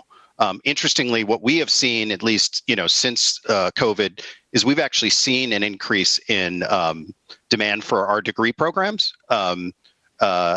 Across both the vast majority of our portfolio are graduate degrees, but we do now have a few undergraduate degree programs, and we've seen an uptick across the board, regardless of discipline there. But we've also seen a significant uptake in our what we call alternative credentials, which are short courses and boot camps. And to Brandon's point, it's really about the acceleration. 4 years ago, we acquired Get Smarter, which is our short course business. And last year, we moved into the boot camp space. So I think we saw several years ago that the future was really about how can nonprofit universities better address the critical needs of society and kind of redefine what they're offering to the marketplace to meet what students want across their lives at different ages and stages. And we call it the career curriculum continuum. It's not like a linear thing. It's at different stages in your life, whether you already have a master's degree or you don't have an undergraduate degree, or you do have an undergraduate degree and you want a technical skill, you may need one of these things to round out who you are and where you are and what your aspirations are. And so I guess the way we think about it as 2U is, maybe 12, 13 years ago when we launched as a company, it was about, can we help you take an individual degree program online? Now it's about, how can we be your digital transformation partner? And how do we align the universe of offerings that students are looking for, whether that's degree or non-degree, whether it's length or cost, with the transformation that these institutions need to undergo in order to meet those needs. And we think of that transformation holistically. Part of it is marketing, but a huge part of it is, the other piece of research that we referenced at the end of the last conversation was, having a quality online platform. Well, guess what? Like, it's not enough to acquire the student. You've got to then be able to deliver a compelling learning experience. And we've all learned as a result of the forced migration online that, live lectures over the internet don't cut it. And so the other thing that I think we've learned is, a really thoughtful approach to integrating technology and pedagogy. And, we have something we call the learning experience framework, which is grounded in 3 principles that we call feel, do, and think. If you get that right, the online learning experience, to Brandon's point, can be as good, if not better, because of the dimensionality, the flexibility, and the trend that we see of, consumers expecting their learning experiences to be more like their, media and entertainment consuming experiences. Yeah, all makes sense. And there are a few topics that you both raised that I'd love to go into more detail on. Initially, both of you spoke to kind of the new proliferation of types of offerings that online degrees are, there's certainly demand there, and we're seeing that acceleration on LinkedIn as well. But sort of how do you start, sort of especially from the marketing perspective, how do you better communicate, again, now that there are so many more different types of options, how would you advise schools, the sort of different stakeholders at schools, to better explain these offerings to prospective students as they decide which ones are right for different steps, different goals in their careers? Sure, I'm happy to start on that. One thing that I think often gets maybe overlooked and not discussed enough in the context of this conversation is the importance of data. The choice you make at the beginning about what you offer online is a huge component of your success. And we all know that one of the interesting things about higher ed is, brand shows up in lots of different dimensions. It's rarely the institution as a whole. It's often an individual school. It might be a particular degree offering within a school. And so I would say that the first and arguably most important choice is, are we going to market with the product that is the strongest for who we are and what we stand for from a brand value proposition? So, that's one of the reasons why we were so excited about, our first portfolio of LSE undergraduate degree offerings, because, a Bachelor of Science in Economics from the London School of Economics is kind of a bullseye offering, right? And so part of what you want to be able to do is make smart choices about where and how you enter the market, because to the point that we were talking about earlier and in the previous panel, it's getting a lot more crowded. So your ability to differentiate yourself has a lot to do with how effectively you show up with the right thing in the marketplace. And then I think the other thing is, you saw Strata came out earlier this week, with some research that showed, everybody's, I think, consistently across the board, our own proprietary research, obviously what Elizabeth did, everything I've seen, there's an uptick across these various things. But the value proposition of what is this offering, whether it's a degree or an alternative credential, what is it going to deliver me on the back end? And how are you going to help me kind of connect those dots is really critical. So like, for example, in our bootcamp business, we did 7,000 employer referrals last year. And so what we say to those employers is, your feedback is our currency. So we're not going to charge you to send referrals. What we want to know is, when they show up in interview, like, if you didn't hire them, why not? And if you did, why? And then we can use that to inform not only the content of the curriculum, but also put it into the top of the funnel and talk about the value proposition of what employers are looking for people who might be looking for a boot camp to develop a stronger technical skill or capability. All makes sense. Yeah, building off of that, the point about brand, you could argue this for traditional, ground campus brand, right, and online brand. very few universities have a unique brand value proposition in the marketplace, right? I always use the example of a Babson. Babson's not a large institution, but most people who know Babson immediately think entrepreneurship because they have just absolutely kind of staked a claim in that as a signature of that institution.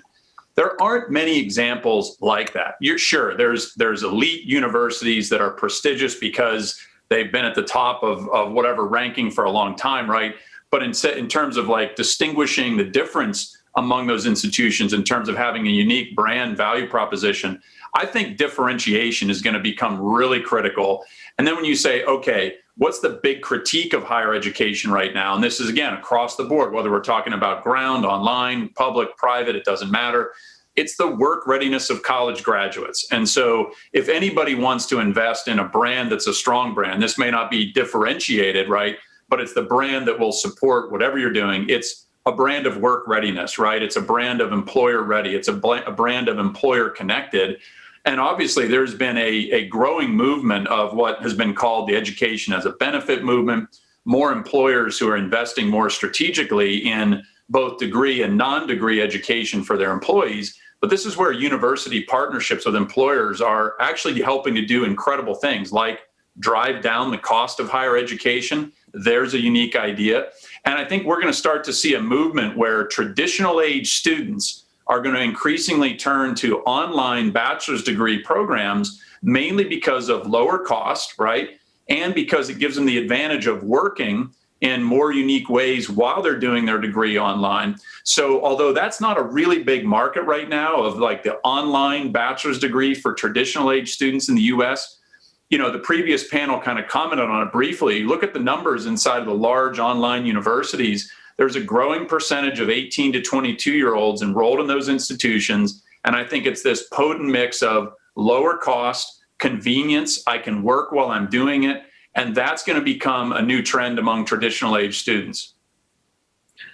Yeah, we certainly agree in the sort of the ending of this dichotomy between sort of traditional undergrad and kind of what percentage of the population deems it necessary to go on a leafy campus versus starting that journey earlier and deciding how that decision can feed into your career on an ongoing basis through your life.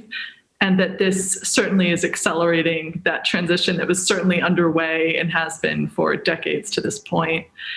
It sounds like, again, the differentiation is critical, but as marketers, sometimes, the teams are sort of so narrowly focused in institutions that, often they can feel a little bit powerless about, sort of what it is they're differentiating. And I love the point about there are ways that schools can partner externally to be more integrated with outcomes. Are there other ways, and again, is there more that you can tell us about how, especially from the marketing perspective, marketing can be more integrated with the outcomes and experience to help their schools become more differentiated?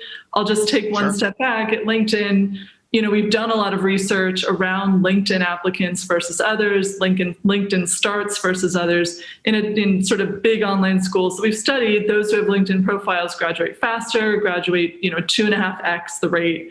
But how can marketers sort of be more involved in the ROI and more involved in the success of what they're marketing?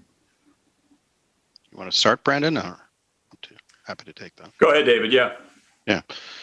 So I guess I'd offer two kind of examples that are relevant, at least to how we think about that.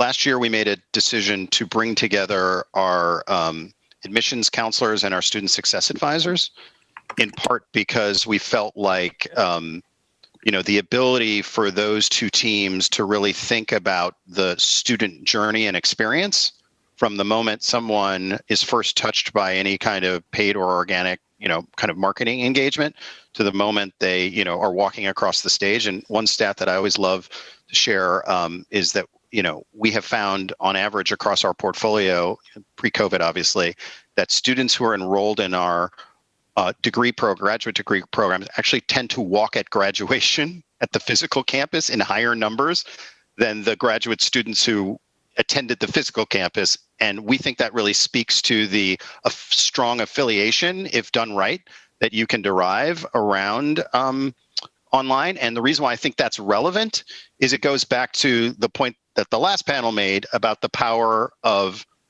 network marketing. And, so you have to think about it as an ecosystem. And if you can cultivate the ecosystem in compelling ways, it has the potential to be a really powerful kind of, self-fulfilling, ecosystem of both brand building and engagement and quality. And then the last thing that I would, or the other example I would give, which, goes back to the point that I was making about data, and just to try and make this as quick as possible story.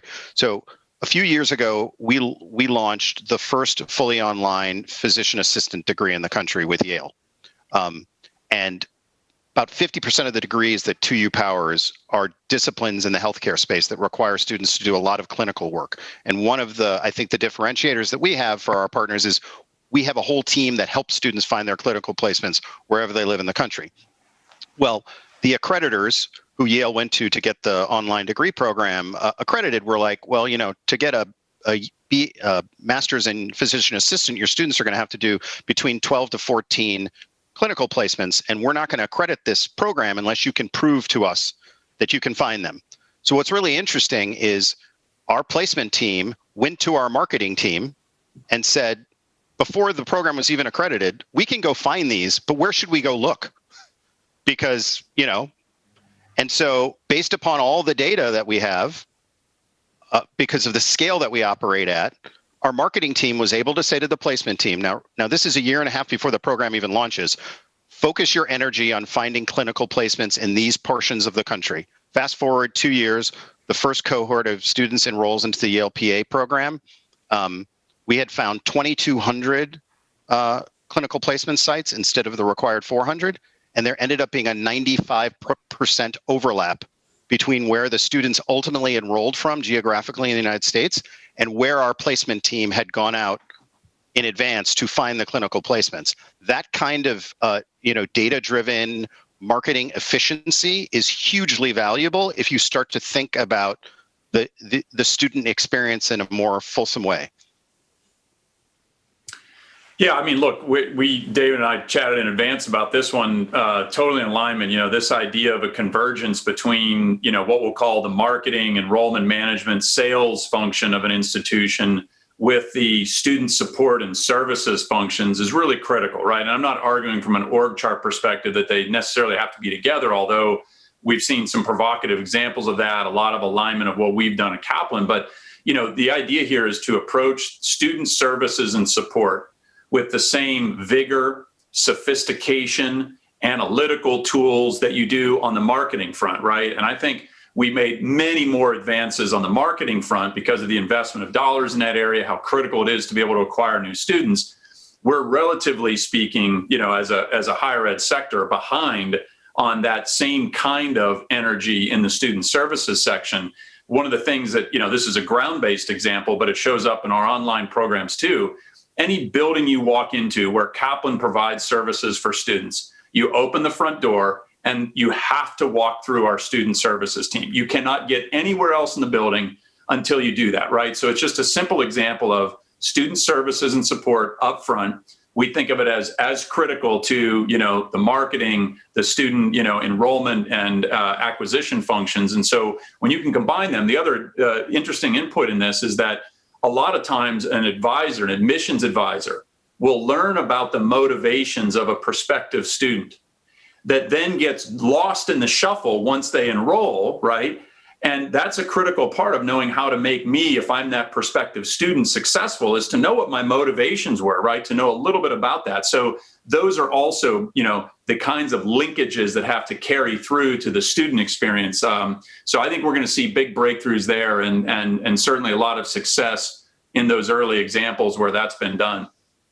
Can I add one other thing to that, Jessica, that I think is maybe relevant to some of what we're going to cover in a few minutes, which is two things. One is,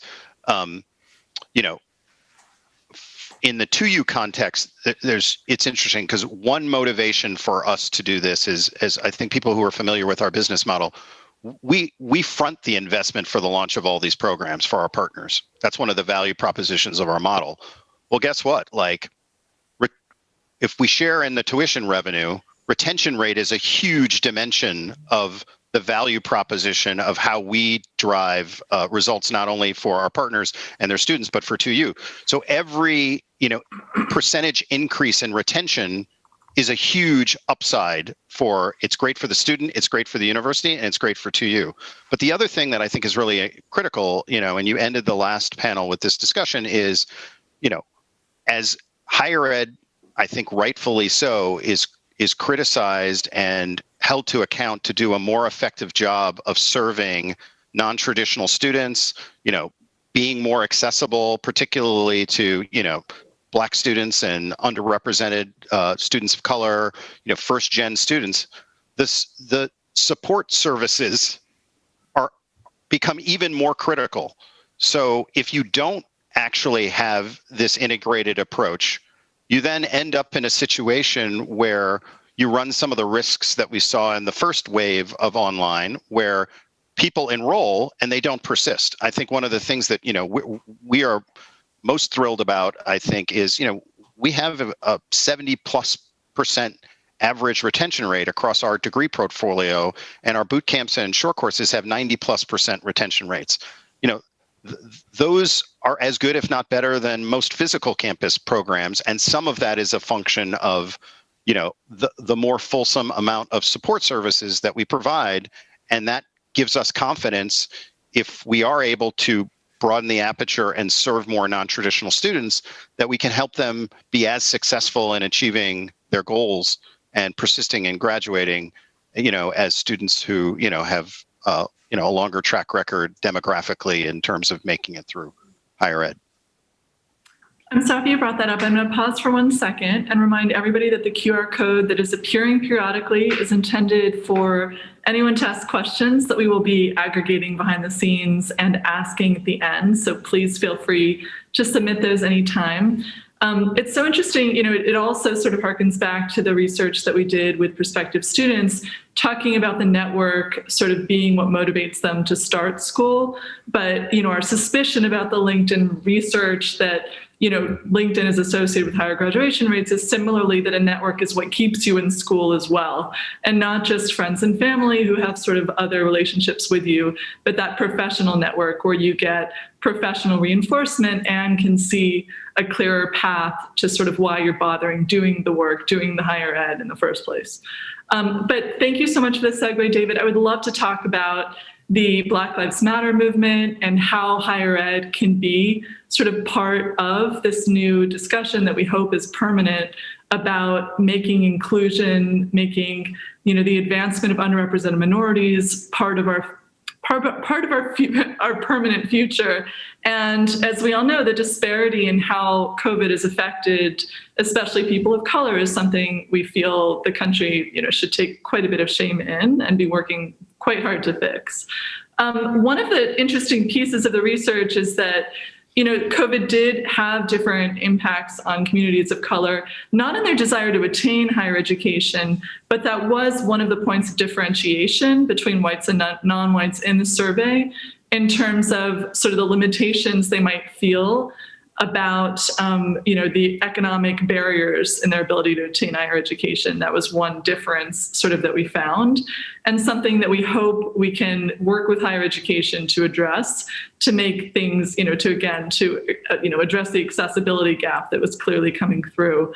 Can you think about how online programs are uniquely positioned to help underrepresented minorities and ways that higher ed might be able to be more impactful in the future? Sure. A couple, perspectives on that.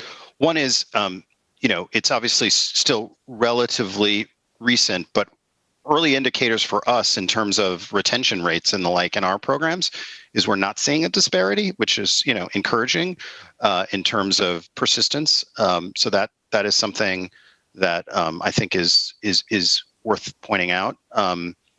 It's before the George Floyd Black Lives Matter protests, and in large part in reaction to the impact that COVID also had in terms of its disproportionate negative impact on communities of color and working women.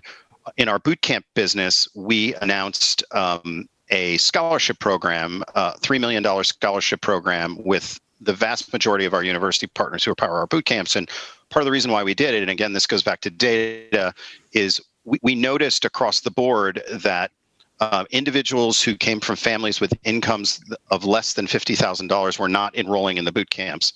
And we ultimately concluded that we thought the biggest reason for that was just an affordability, accessibility component to it.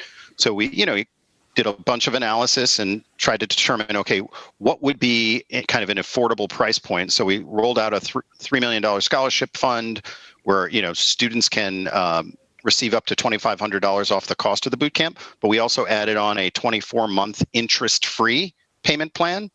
And interestingly, in the last, 3-4 months, we've had, I think, close to 700 students enroll into the boot camps across our portfolio as a result of that. And so the way we think about it is we want to do things that are sustainable and not just like a philanthropic thing. They need to be integrated into the business so that as we scale, we can do them and do them, at a bigger and bigger way. And then the only other thing that I would mention, because it just happened last week, is, we teamed up with Netflix and Norfolk State to where Netflix, their engineers are kind of course curriculum developers and faculty at Norfolk developed 3 boot camps that we're going to be powering, where any 130 students at Norfolk can apply to these and will all be eligible for a full scholarship from Netflix, with the goal of, and everybody will get a mentor who's an engineer at Netflix. And the one thing that I want to give Netflix a lot of credit for is it's not just about filling jobs at Netflix necessarily. It's about creating more pathways and the kind of social capital that students, who are juniors and seniors at Norfolk, as well as recent grads, can use to kind of break into tech. So I think we need to do more of those kinds of things. Look, I mean, the evidence, already points to, the types of higher ed institutions that are serving higher percentages of underserved students, right? It's community colleges, it's HBCUs, and it was online universities and still remains to be online universities. So, that has already been a mission that I think has been, played out across real data in terms of the demographics and enrollments.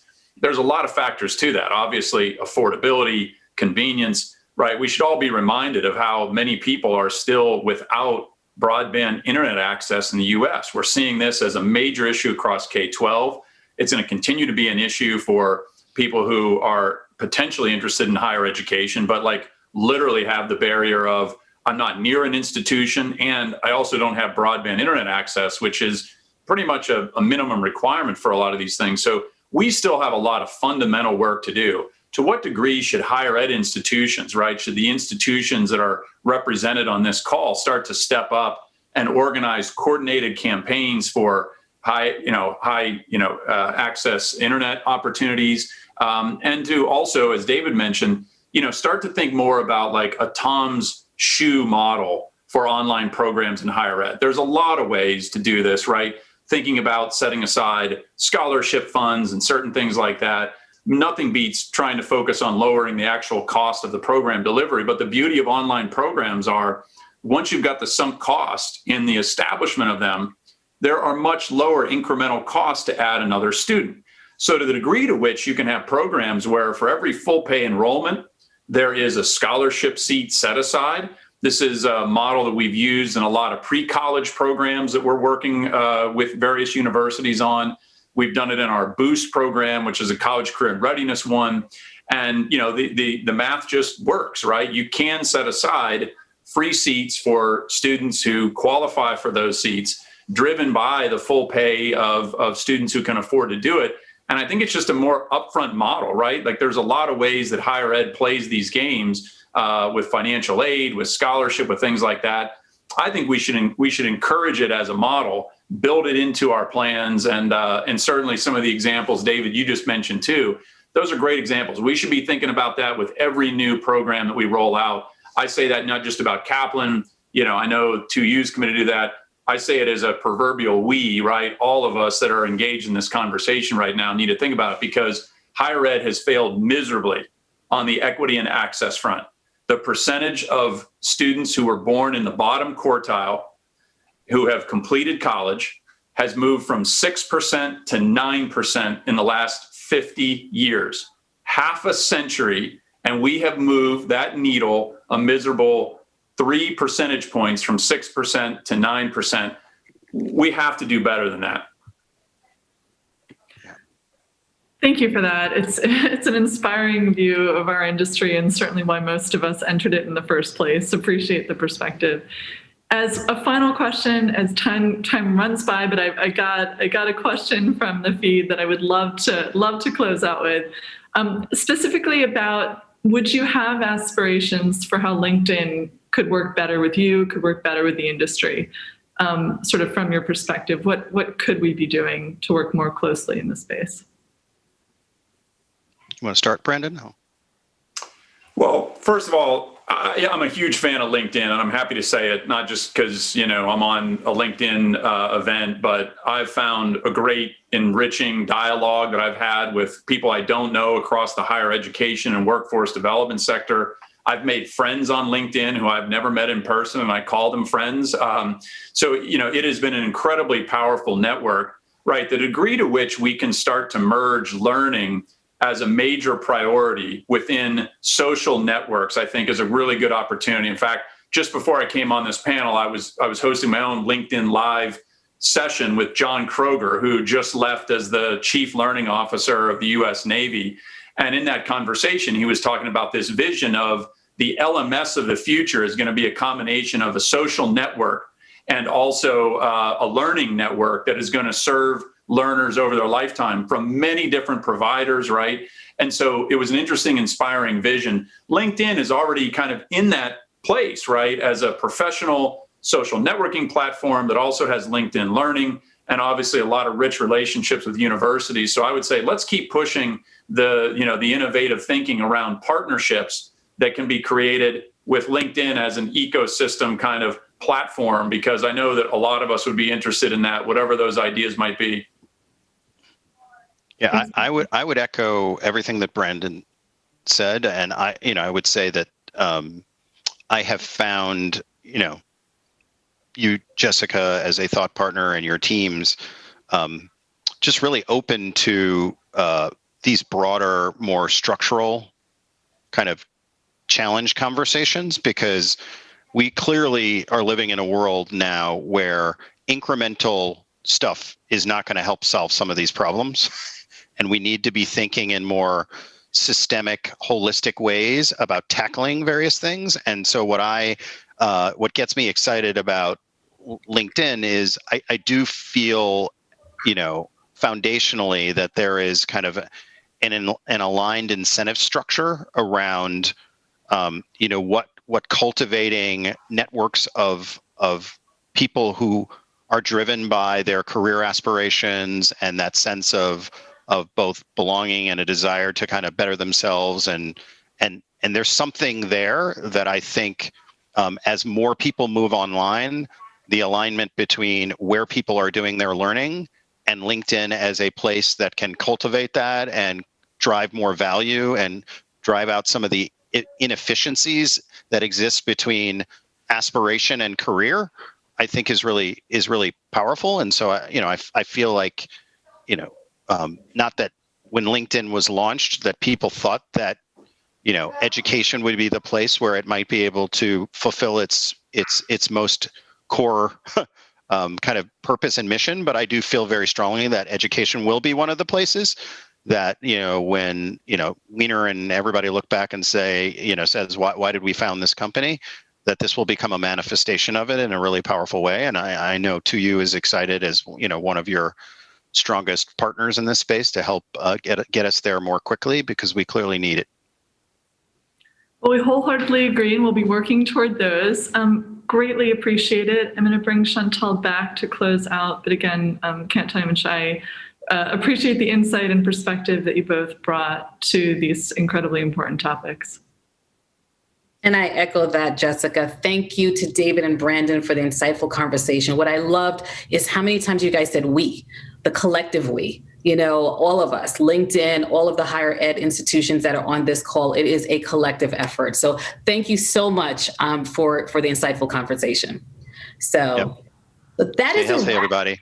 Thank you. Thank you. Thanks so much. Take care. Like Jessica said, time flies. I can't believe that we are at the end of our program. That is a wrap for In Good Company, the new wave of students. And I'll be honest, I am energized by the amazing insights and information, and I hope you are too. But if you're interested in continuing the day, please join us in 15 minutes. We are going to have a family-friendly experience with Josh Beckerman, the foodie magician. He's amazing. I don't know how he does what he does, but he is absolutely amazing. And as Elizabeth alluded to, come join us on December 3rd. We'll be sending out some information where you can join us for an hour webinar where she's going to go over the insights that she shared, but a lot more. And if you haven't had a chance, please scan the QR code at the bottom screen or wherever it was on your screen and answer the survey. Your feedback is so valuable to us. And we want to know, as I said, this is a series. We're going to be doing content and information in the next weeks and months ahead. So we want to know, what do you want to know from us? What do you want to learn? What thought leaders and experts do you want us to bring? And finally, I want to just thank our guests who took the time. And there's so many people that worked on this. I want to thank our guests, Lauren Gibbs, Elizabeth Scarborough Johnson, Michael Horn, David Sutphin, and Brandon Bastide for taking the time out to share their wisdom and expertise. I want to thank my talented colleagues here at LinkedIn. You got a chance to hear the music stylings of Joyce Lee, also the stretching and the tips from Felicia Matson. They are not only talented at LinkedIn, but as you can see, they have a lot of other talents everywhere else. And Jessica Nave and Andy Kaczynski, thank you so much for moderating a great conversation. And my event magicians, I'm going to call them the event magicians. We have foodie magicians, we have my event magicians who are behind the scenes, Gail Polanski and Lee Wozleski and Derek Woodworth and all the production team behind us. Thank you so much. You made this event possible. And finally, a big thanks to all of you for your time, your engaging questions, your comments, and for your partnerships. There are millions and millions of prospective students on our platform that are looking for the very opportunities that your programs offer to help them write the next chapter of their life story. We look forward to being in good company with you to help them find them. Thank you. Can we get a little music to take us out?